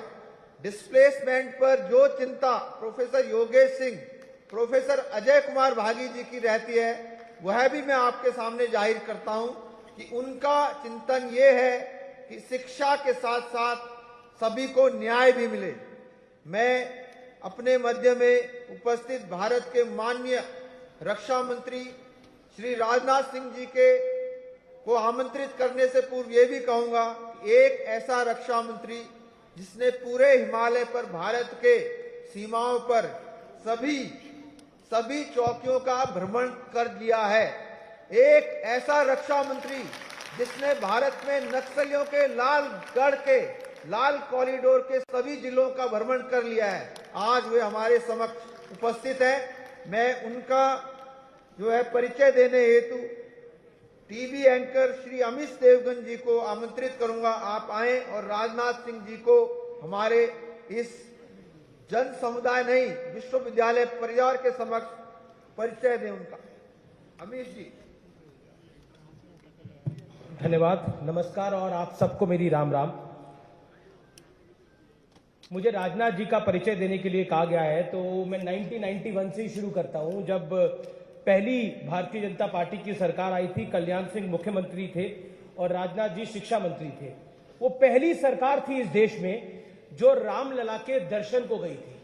तो सोचिए वो 1991 से यहां तक का सफर कितना महत्वपूर्ण रहा होगा। और जब हम राजनाथ जी की बात करते हैं तो ये बताना भी जरूरी है कि बतौर शिक्षा मंत्री जब वो उत्तर प्रदेश सरकार में थे तो उन्होंने वैदिक गणित यानी वैदिक मैथ्स को इंट्रोड्यूस करा, जो बताता है कि उनका भारतीय संस्कृति के साथ किस तरह का लगाव था। और जब वो भारत के ट्रांसपोर्ट मिनिस्टर बने, आप सब देखते होंगे पहले यूरो 1 और यूरो 2 कार्स आती थी, लेकिन जब राजनाथ जी के पास यूरो 2 का प्रस्ताव आया तो उन्होंने बोला ये यूरो 2 क्या है, ये भारत स्टेज 2 क्यों नहीं हो सकता। और राजनाथ जी अड़ गए, लड़ गए और आज जो हम BS6 देखा, हमने BS3 देखा, BS4 देखा, वो सब कुछ राजनाथ जी ने करा। और जब जहां तक रामकाज की बात है यानी राम मंदिर की बात है, राम मंदिर के आंदोलन के साथ जुड़े रहे और लगातार संघर्ष करते रहे। चाहे केंद्र में किसी की भी सरकार रही, लेकिन भारतीय जनता पार्टी ने राम मंदिर का मुद्दा नहीं छोड़ा। दबाव आया जब राजनाथ जी राष्ट्रीय अध्यक्ष रहे, क्योंकि बतौर जर्नलिस्ट मुझे कवर करने का मौका मिला। कई गठबंधन दलों ने बोला कि हम बीजेपी के साथ आ जाएंगे 2009 के लोकसभा चुनाव में अगर भारतीय जनता पार्टी राम मंदिर और धारा 370 छोड़ दे। लेकिन बतौर भारतीय जनता पार्टी के अध्यक्ष कहा सरकार आए ना आए लेकिन राम मंदिर का मुद्दा रहेगा। और 2014 वो साल आया जब बीजेपी को प्रचंड जीत मिली। और मुझे आज भी यूनाइटेड किंगडम का एक अखबार है बहुत फेमस, उसमें एक आर्टिकल लिखा था कि इंडिया को आज अपनी रियल फ्रीडम मिली है जब 2014 में भारतीय जनता पार्टी की सरकार आई और इतना बड़ा मैंडेट मिला। हालांकि परिचय की एक समय सीमा है, लेकिन राजनाथ जी के बारे में मैं बहुत विस्तार से बोल सकता हूं, पर्ची मेरे पास भी आ गई है। लेकिन देखिए, और बलबीर जी ने जो एक किताब है ये 4 महीने के छोटे से समय में लिखी है। कहते हैं ना राम काज करीबे को आतुर, तो शायद ये राम का आदेश था इसलिए ये किताब लिखी गई है। और मैं अब बुलाना चाहता हूं माननीय राजनाथ सिंह को, देश के रक्षा मंत्री, जो चेहरे से तो सौम्य दिखते हैं लेकिन कठोर निर्णयों के लिए जाने जाते हैं। जोरदार तालियों से खड़े होकर अभिनंदन करिए केंद्रीय मंत्री, रक्षा मंत्री राजनाथ सिंह जी का।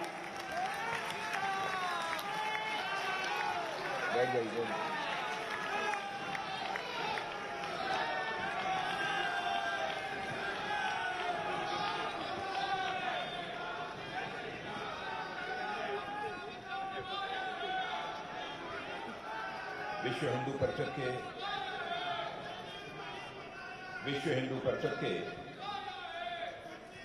अंतर्राष्ट्रीय राष्ट्राध्यक्ष आदरणीय आलोक कुमार जी और दिल्ली विश्वविद्यालय के बहुत ही डायनेमिक और progressive vice chancellor professor Yogesh Singh ji और पुस्तक के लेखक पूर्व सांसद और मेरे बहुत ही पुराने मित्र श्री बलबीर जी पुंज, किताब वाले के जो प्रकाशक हैं, किताब वाले उसके निदेशक श्री प्रशांत जी जैन, अध्यक्ष national democratic teachers fund professor Ajay Kumar Bhagi ji, महासचिव national democratic teachers fund professor VS Negi ji, कार्यक्रम के समन्वयक डॉक्टर अमित राय जैन और भारतीय जनता पार्टी के पूर्व संगठन महामंत्री आदरणीय रामलाल जी, प्रखर मेधा के धनी, प्रखर वक्ता, प्रत्युत्पन्न मति वाले ऐसे भाजपा के सांसद डॉक्टर सुधांशु त्रिवेदी,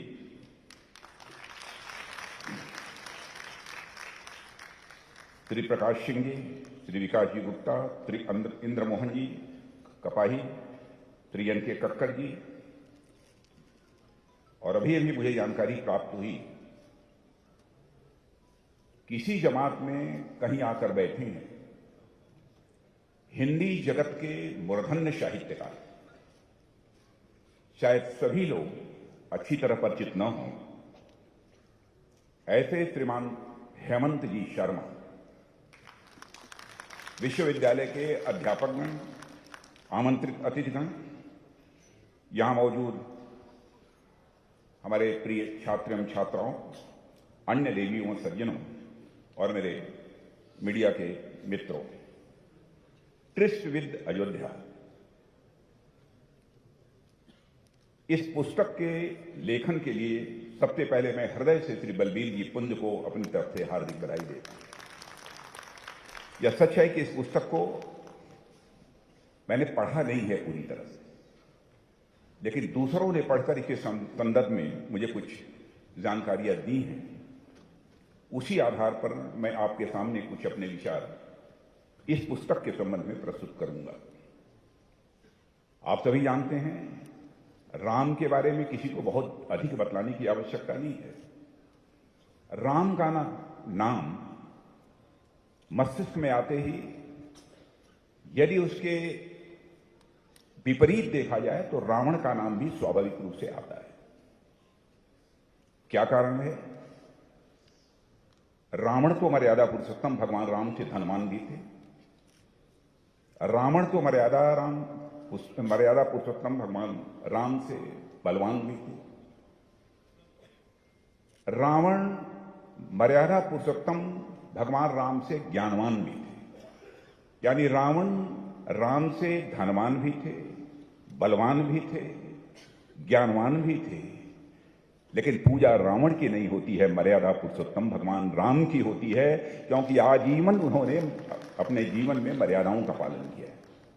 उसी राम के ऊपर tryst with Ayodhya, decolonization of India, बी औपनिवेशीकरण ऑफ भारत, यह पुस्तक हमारे मित्र बलबीर जी पुंज ने लिखी है।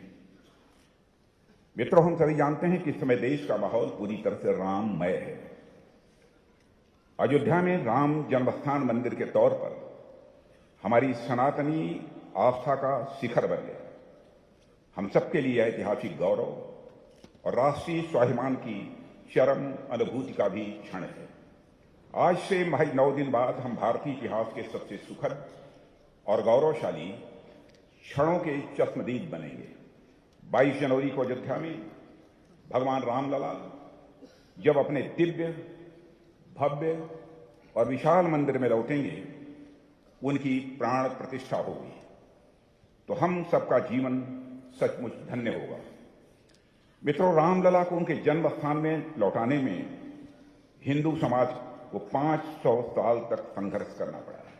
यहां मैं हिंदू शब्द का भी प्रयोग कर रहा हूं, तो इसे हिंदू यानी हिंदुत्व को जाति, पंथ अथवा मजहब से किसी भी सूरत में जोड़कर नहीं देखा जाना चाहिए।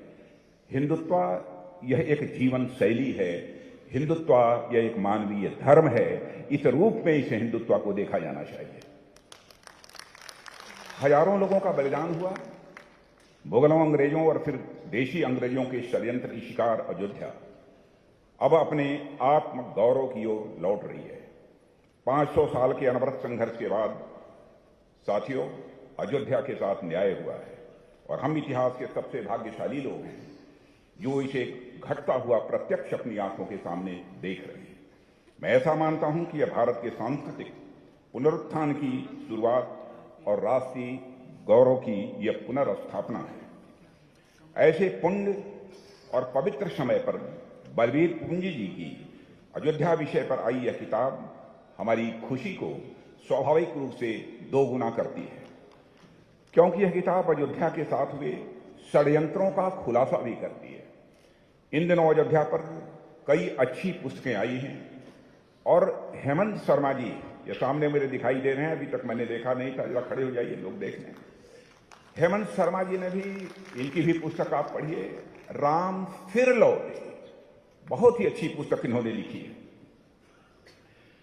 मित्रों, राम भारत की चेतना है और अयोध्या भारत के सांस्कृतिक, राजनीतिक और सामाजिक मूल्यों का नाभिकीय केंद्र है। जन्मस्थान मंदिर की 500 साल की लड़ाई हमारी सांस्कृतिक चेतना को कुचलने का एक षड्यंत्र था और इस षड्यंत्र के पीछे के शहरों पर बलबीर पुंजी जी ने अपनी इस नई किताब में अच्छी तरह रोशनी डालने की कोशिश की है। इसके लिए बलबीर जी पुंज, मैं आपको अपनी तरफ से बधाई देता हूं। मैं हृदय से इन्हें साधुवाद भी देता हूं। बलबीर जी को मैं कोई 25 वर्ष से जानता हूं। 2000 में जब वह राज्यसभा के लिए चुने गए थे तो उनके साथ मुझे काम करने का अवसर प्राप्त हुआ था। वे देश के अग्रणी पत्रकारों में तो थे ही, वे प्रभावशाली वक्ता और निष्ठावान स्वयंसेवक भी हैं। गंभीर से गंभीर विषय पर भाषाई संयम के साथ उन्हें आसान बनाना, पाठकों को परोसने की उनके पास एक बेजोड़ कला है। यह उनकी तीसरी किताब है। मैंने राज्यसभा में उनके भाषण भी सुने हैं और विभिन्न समाचार पत्रों में उनके कालम को भी पढ़ने का अवसर मुझे प्राप्त हुआ है। हर मुद्दे पर उसकी तह तक जाना, शोध और अनुसंधान के जरिए नए तथ्य ढूंढना और फिर उन्हें सहज, बोधगम्य, तार्किक ढंग से पेश करना, यह बलबीर पुंजी की विशेषता है। किसी गंभीर किताब पर आप जैसे विद्वानों के बीच विमर्श, मैं मानता हूं कि एक बहुत ही मुश्किल काम है और इसके लिए जरूरी है कि आप किताब को पूरा पढ़ें। आप जानते हैं भारत सरकार के मंत्री रहते समय कि कितनी मजबूरियां होती हैं, कितनी कमियां भी होती हैं।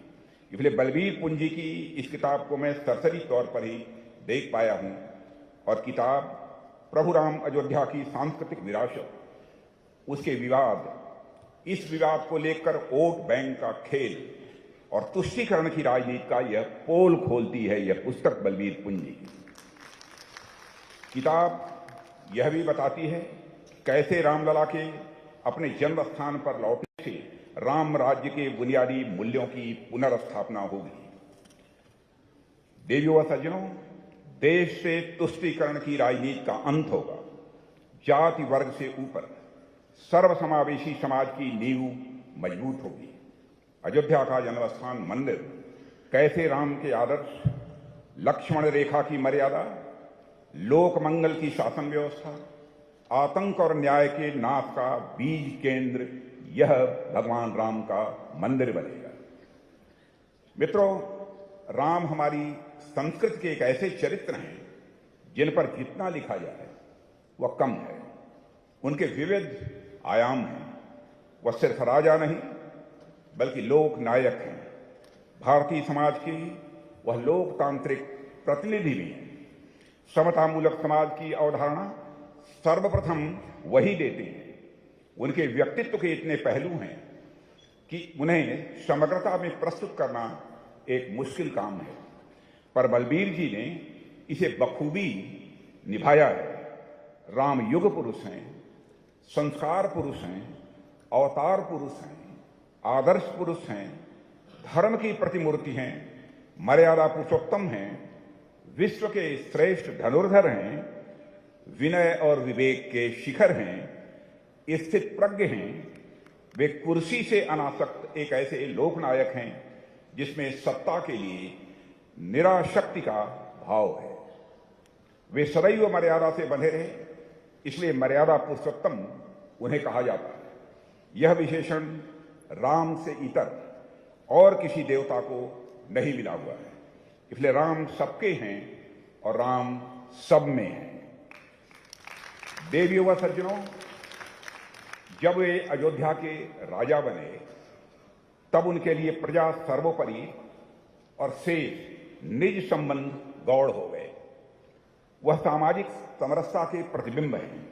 सबरी, जटायु, हनुमान जी, केवट, कोल, भील, किरात आदि प्रसंग इसका प्रमाण है। श्री राम वीरता के साथ स्त्री सम्मान के भी प्रतीक हैं। शायद इसलिए हमारे यहां राम के अलग अलग वर्णन मिलते हैं। राम कथा तो एक ही है, पर सबके अपने अपने राम हैं। गांधी के राम अलग हैं तो लोहिया के राम अलग हैं। वाल्मीकि और तुलसी के राम में भी फर्क है। भवभूति के राम दोनों से अलग हैं। कबीर ने राम को जाना और तुलसी ने राम को माना। राम एक, पर दृष्टि भिन्न भिन्न है। आप जानते हैं ऐसा क्यों? क्योंकि राम जाति वर्ग से परे है। नर वानर, नगरवासी, वनवासी, पशु पक्षी, मानव दानव सभी से उनका करीबी रिश्ता है। वह अगड़े पिछड़े से ऊपर हैं, निषाद राज हों या सुग्रीव हों, कोल भील सबरी हों या जटायु हों, सभी को साथ ले चलने वाले वे अकेले देवता हैं। वह अकेले ऐसे देवता हैं जो समाज में जातीय वैमनस्य को खत्म कर सब नर करहि परस्पर प्रीति के सिद्धांत पर चलते हैं। वे भारत के आदर्श भाई ही नहीं हैं, प्रजा के लिए न्यायप्रिय, नीति कुशल व राजा भी हैं। राम किसी विचारधारा से बंधे नहीं है, वह किसी एक सांचे तक ही सीमित नहीं है। इतिहास बताता है समय समय पर हर पंथ, विचार, संप्रदाय के प्रमुख राम जन्मभूमि पर आस्था जताते रहे हैं। सिख गुरु नानक देव अयोध्या गए, जन्मभूमि के दर्शन किए। जैन समाज के 5 तीर्थंकर राम की वंश परंपरा से ही आते हैं। दलित संत रविदास राम जन्मस्थान के दर्शन के लिए बनारस से अयोध्या आते हैं रविदास जी, और अद्वैत के संस्थापक शंकराचार्य भी यहां आए, तो विशिष्टाद्वैत के प्रवर्तक वल्लभाचार्य जी भी आए। भगवान बुद्ध यहां कई वर्षों तक रहे। इन सभी संतों का संदेश यही थे, अयोध्या तोड़ती नहीं है बल्कि अयोध्या जोड़ती है। जीव से जोड़ती कैसे है? जीव से ब्रह्म को, आत्मा को परमात्मा से, भक्त से भगवान को, और व्यक्ति से समस्त को, और राजा से प्रजा को, मनुष्य से मनुष्य को, खंडित से अखंडित को, अगणों से पिछड़ों को, बूंद से समुद्र को, और वनवासी को राज्य से। ऐसी न जाने कितनी बहुलताओं को जोड़ने वाली ताकत का नाम अयोध्या है। See the tryst of Ayodhya को बलबीर पुंजी ने लिखा है। राम जिस विनय, शील और मर्यादा के लिए जाने जाते हैं, अयोध्या उसकी जननी है। ऐसी अयोध्या में राम जन्मस्थान का मंदिर नए भारत का प्रतीक होगा। मेरे सभी सम्मानित बहनों एवं भाई, जो भारत एक बार फिर से दुनिया का नेतृत्व करने की क्षमता देगा, और अयोध्या बाकी दुनिया के लिए प्रेरणा स्थल बनेगी। वाल्मीकि रामायण में रामो विग्रहवान धर्म कहा गया है, यानी राम ही धर्म है और धर्म ही राम है। गांधी राम को साध्य मानते हैं, साधन नहीं। गांधी का राम सनातन, अजन्मा और अद्वितीय है। वह दशरथ का पुत्र और अयोध्या का राजा मात्र नहीं है, वह आत्मशक्ति का उपासक और प्रबल संकल्प का प्रतीक भी है। वह निर्बल का एकमात्र सहारा है। उसकी कसौटी प्रजा का सुख है। वह सबको आगे बढ़ने की प्रेरणा देता है और प्रेरणा के साथ साथ ताकत भी देता है। हनुमान, सुग्रीव, जामुन, नल, नील सभी को समय समय पर नेतृत्व का अधिकार मर्यादा पुरुषोत्तम भगवान राम ने दिया। भगवान राम का जीवन बिना किसी का हड़पे हुए फलने फूलने की एक कहानी है। राम अयोध्या से लंका गए। रास्ते में उन्होंने अनेक राज्य जीते, पर राम ने किसी का जीता हुआ राज्य हड़पा नहीं। उनकी जीत शालीन थी। जीते राज्यों को जैसा का तैसा उन्होंने रहने दिया। सुग्रीव और विभीषण को उसे सौंप वह आगे बढ़ गए। अल्लामा इकबाल कहते हैं कि है राम के वजूद पे हिंदुस्तान को नाज, अहले नजर समझते हैं उसको इमामे हिंद। इसलिए अयोध्या का यह पुनर्निर्मित जन्मस्थान मंदिर केवल कंक्रीट और पत्थरों से बना देश में महज एक और मंदिर नहीं होगा, वह हमारी सनातनी आस्था का शिखर भी होगा। वह बदलते भारत का प्रतीक भी होगा। वह नए भारत की गारंटी बनेगा, जो दुनिया की आंख में आंख डालकर मुनादी करेगा कि राम थे राम हैं और राम रहेंगे। देवियों व सज्जनों, आप जानते हैं इसी देश में कुछ लोगों ने राम के अस्तित्व पर सवाल खड़ा किया था, उन्हें काल्पनिक चरित्र बताया था। अयोध्या में राम जन्म स्थान को मिटाने की कोशिश भी की गई थी। ऐसे लोगों को काल ने इतिहास के हाशिए पर फेंक दिया है। और आपने देखा होगा कि आजकल कुछ लोगों ने इतिहास के हाशिए पर जाने के डर से राम धुन गाना शुरू कर दिया है। यह है करिश्मा मर्यादा पुरुषोत्तम भगवान राम का। इस सच्चाई को नकारा नहीं जा सकता कि हमारे प्रधानमंत्री नरेंद्र मोदी की रणनीति थी कि राम के अस्तित्व, उनकी व्यापकता, सार्वकालिकता पर सवाल खड़ने वाली जमात पर भी आज राम नाम जपने को मजबूर हो गई है। मित्रों, मैं मानता हूं कि अयोध्या में रामलला का बना नया मंदिर हमारी सनातन बहुलतावादी संस्कृति की पुनर्स्थापना का प्रतीक भी है, जिसे सैकड़ों वर्षों से विदेशी आक्रांता नष्ट करने का असफल प्रयास करते रहे। सच तो यह है कि श्री राम के बिना भारत के व्यक्तित्व की कल्पना ही नहीं की जा सकती है।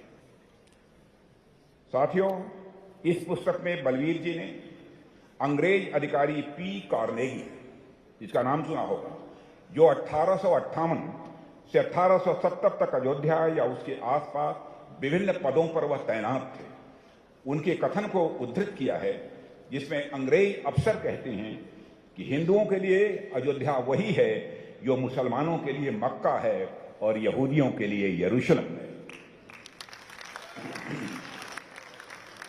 मैं दावे के साथ कह सकता हूं कि आज अयोध्या को वह स्थान मिल गया है।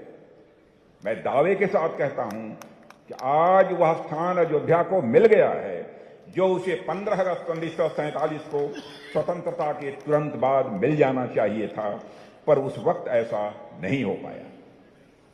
यह क्यों नहीं हुआ? इसके क्या कारण थे? उस समय अयोध्या का वातावरण कैसा था? बलवीर जी ने अपनी पुस्तक में इन प्रश्नों के जवाब को बाखूबी समाहित किया है। इसके लिए भी मैं अपने मित्र बलवीर जी पुंज को हार्दिक बधाई देता हूं। और मित्रों, अयोध्या की राम जन्मभूमि करोड़ों हिंदुओं की आस्था है। क्या लोगों के विश्वास या उनकी मजहबी मान्यताओं पर प्रश्न उठाया जा सकता है? इस दुनिया में जितने भी तीर्थस्थल हैं, चाहे वह ईसाइयों के हों, मुसलमानों के हों, यहूदियों के हों या फिर बौद्ध सिख जन समुदायों के, सभी का आधार केवल विश्वास है, सभी का आधार केवल उनकी श्रद्धा है।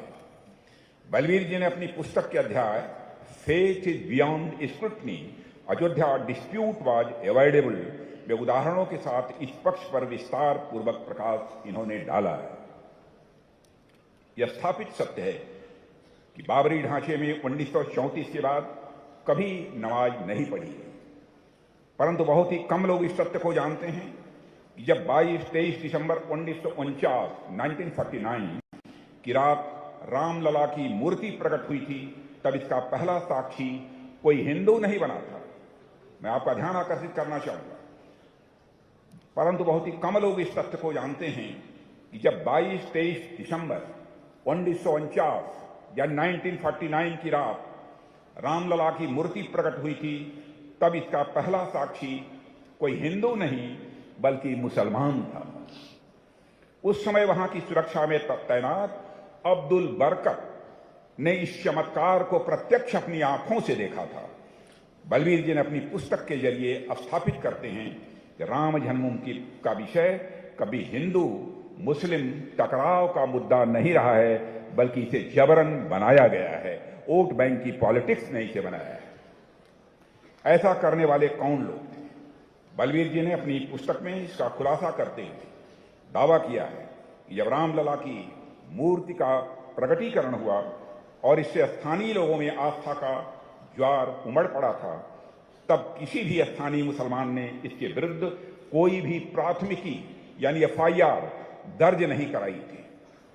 यही नहीं, जब प्रशासनिक हस्तक्षेप और सिटी मजिस्ट्रेट द्वारा स्वतः संज्ञान लेने के बाद मामला अदालत तक पहुंचा, तब 12 से अधिक मुसलमानों ने शपथ पत्र देकर राम जन्मभूमि पर हिंदुओं के दावे का समर्थन किया था। यह बात कई वर्षों तक छिपाई गई कि 1949 प्रकरण के आरोपी बाबा अभिराम दास को 1960 में उत्तर प्रदेश के बाराबंकी में एक मुस्लिम ने उपहार स्वरूप अपनी जमीन और घर दिया था, जिस पर बाद में अभिराम दास जी ने हनुमान मंदिर का निर्माण कराया था।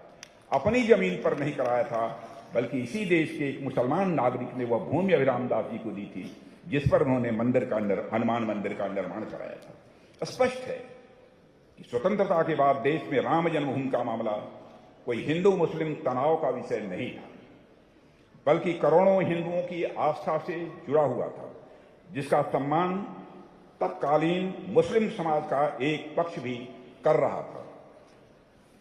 देवियों और सज्जनों, अब प्रश्न उठता है कि राम मंदिर के पुनर्निर्माण को किसने सांप्रदायिक बनाया? इस पर बलबीर जी ने अपनी किताब में विस्तार पूर्वक चर्चा की है। मैं इसे अभी नहीं बताऊंगा, यह सस्पेंस है। आप किताब खरीदिए, आप किताब पढ़िए और खुद जानिए।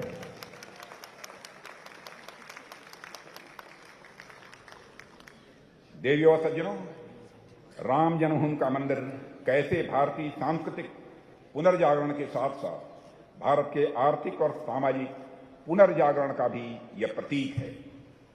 बलबीर पुंजी ने इस पर भी किताब में पूरी प्रामाणिकता के साथ लिखा है और बहुत ही अच्छा लिखा है। बलबीर जी की किताब इस बात को डंके की चोट पर स्थापित करती है कि अयोध्या में श्री राम मंदिर का पुनर्निर्माण भारत में डीकोलोनाइजेशन यानी औपनिवेशीकरण के समापन प्रक्रिया के साथ सांस्कृतिक और आर्थिक पुनर्जागरण का प्रतीक भी है। साथियों, मई 2014 से अंतर्राष्ट्रीय मंचों पर भारत की बढ़ती साख, खेल में देश का उत्कृष्ट प्रदर्शन, गिरती गरीबी दर, स्थिर आर्थिक प्रगति और देश में समाप्त होता आतंकवाद इसका प्रत्यक्ष उदाहरण है। और मैं आप सबको यह भी जानकारी देना चाहता हूं, परसों रात को ही मैं लंदन से लौटा हूं। वहां के प्रधानमंत्री श्रीमान ऋषि सुनक जी से हमारी बातचीत हुई। भेंट होने के पहले मैंने उन्हें जो गिफ्ट दी, जो उपहार दिया, वह रामलला का दरबार ही उन्हें मैंने उपहार दिया। देवियों व सज्जनों, स्वतंत्र भारत को $2 ट्रिलियन की अर्थव्यवस्था बनाने में 67 वर्ष यानी 1947 से लेकर 2014 तक का समय है। 2014 में हम दुनिया की 10वीं बड़ी आर्थिकी थे यानी इकोनॉमी थे, परंतु अयोध्या में श्री राम जन्मभूमि मंदिर के पुनर्निर्माण, वाराणसी में काशी विश्वनाथ धाम के जीर्णोद्धार, कुपवाड़ा यानी जम्मू कश्मीर में 70 वर्ष बाद शारदा पीठ मंदिर को फिर से खोलना, पावागढ़ जो गुजरात में आता है वहां स्थित महाकाली मंदिर के शिखर पर 500 वर्ष बाद धर्म ध्वजा फहराना और उज्जैन में महाकाल लोक की भव्यता, नए संसद भवन में पवित्र सेंगोल की स्थापना और 370 और 35A 35A को हटाने के साथ इंडियन इकोनॉमी का पिछले 10 वर्षों में लगातार $4 ट्रिलियन तक पहुंचना, दुनिया की 5वीं सबसे बड़ी अर्थव्यवस्था बनना और यह विश्वास पैदा होना कि 2027 आते आते भारत विश्व की तीसरी आर्थिक व्यवस्था बनकर खड़ा हो जाएगा, तीसरी सबसे बड़ी आर्थिक ताकत बनकर खड़ा हो जाएगा। और इसके साथ ही साथ यह भी विश्वास व्यक्त करना कि 2047 आते आते यानी आजादी के 100 वर्ष पूरा होते होते भारत आर्थिक दृष्टि से विश्व की ताकत, सबसे बड़ी ताकत बन सकता है। यह कोई छोटी उपलब्धि नहीं है। और इसी के साथ वैश्विक महामारी कोविड-19 काल में प्रभावी स्वदेशी वैक्सीन का निर्माण करना और 100 देशों को इस वैक्सीन की सप्लाई भी करना और भारतीयों के जीवन में सुधार आना, G20 की अध्यक्षता करके दुनिया को भारत द्वारा अपनी सॉफ्ट पावर दिखा देना, चंद्रयान 3 को को चांद के दक्षिणी ध्रुव पर सफलतापूर्वक स्थापित करके दुनिया की अंतरिक्ष तकनीक में अपना लोहा मनवाना। भारत पहला ऐसा देश है जिसने अपना चंद्रयान चंद्रमा के साउथ पोल पर उतारने में कामयाबी हासिल की है। देश के वैज्ञानिकों का अभिनंदन किया जाना चाहिए। और दुनिया भर में भारतीय पासपोर्ट का सम्मान बढ़ाना, यह सब भारतीय सांस्कृतिक पुनर्जागरण का ही हिस्सा है, जो एक दूसरे के पूरक हैं, जिसे हमने मोदी जी के नेतृत्व में और भगवान राम की कृपा से कुशलतापूर्वक हासिल किया है। साथियों, बलबीर जी की किताब इसका विस्तार करती है। मैं इस किताब के लिए बलबीर जी को एक बार फिर से हार्दिक बधाई देता हूं। देश के युग निर्माण की कथा, देश के युग निर्माण की कथा लिखने के लिए, देश के आहत स्वाभिमान की शौर्य गाथा बताने के लिए बलबीर जी किताब के जरिए इतिहास को खंगालते हैं, मन को झकझोरते हैं। इतिहास के दंश की असल तस्वीर दिखाती यह कृति बड़े समय से आई है बलबीर पुंजी। मैं एक बार फिर लेखक और प्रकाशक, और इसके प्रकाशक हैं हमारे डॉक्टर प्रकाशक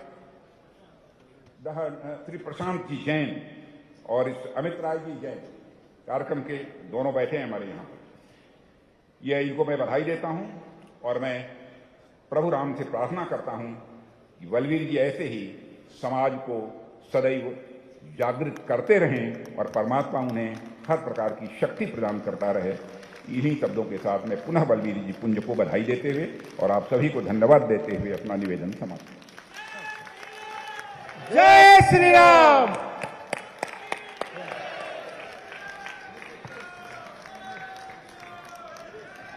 एक सूत्र आप सब लेकर जाएं, जय श्री राम इस्लाम के विरोध में नहीं है भाई, जय श्री राम भारत की आत्मा है, ये सूत्र हमें मिला।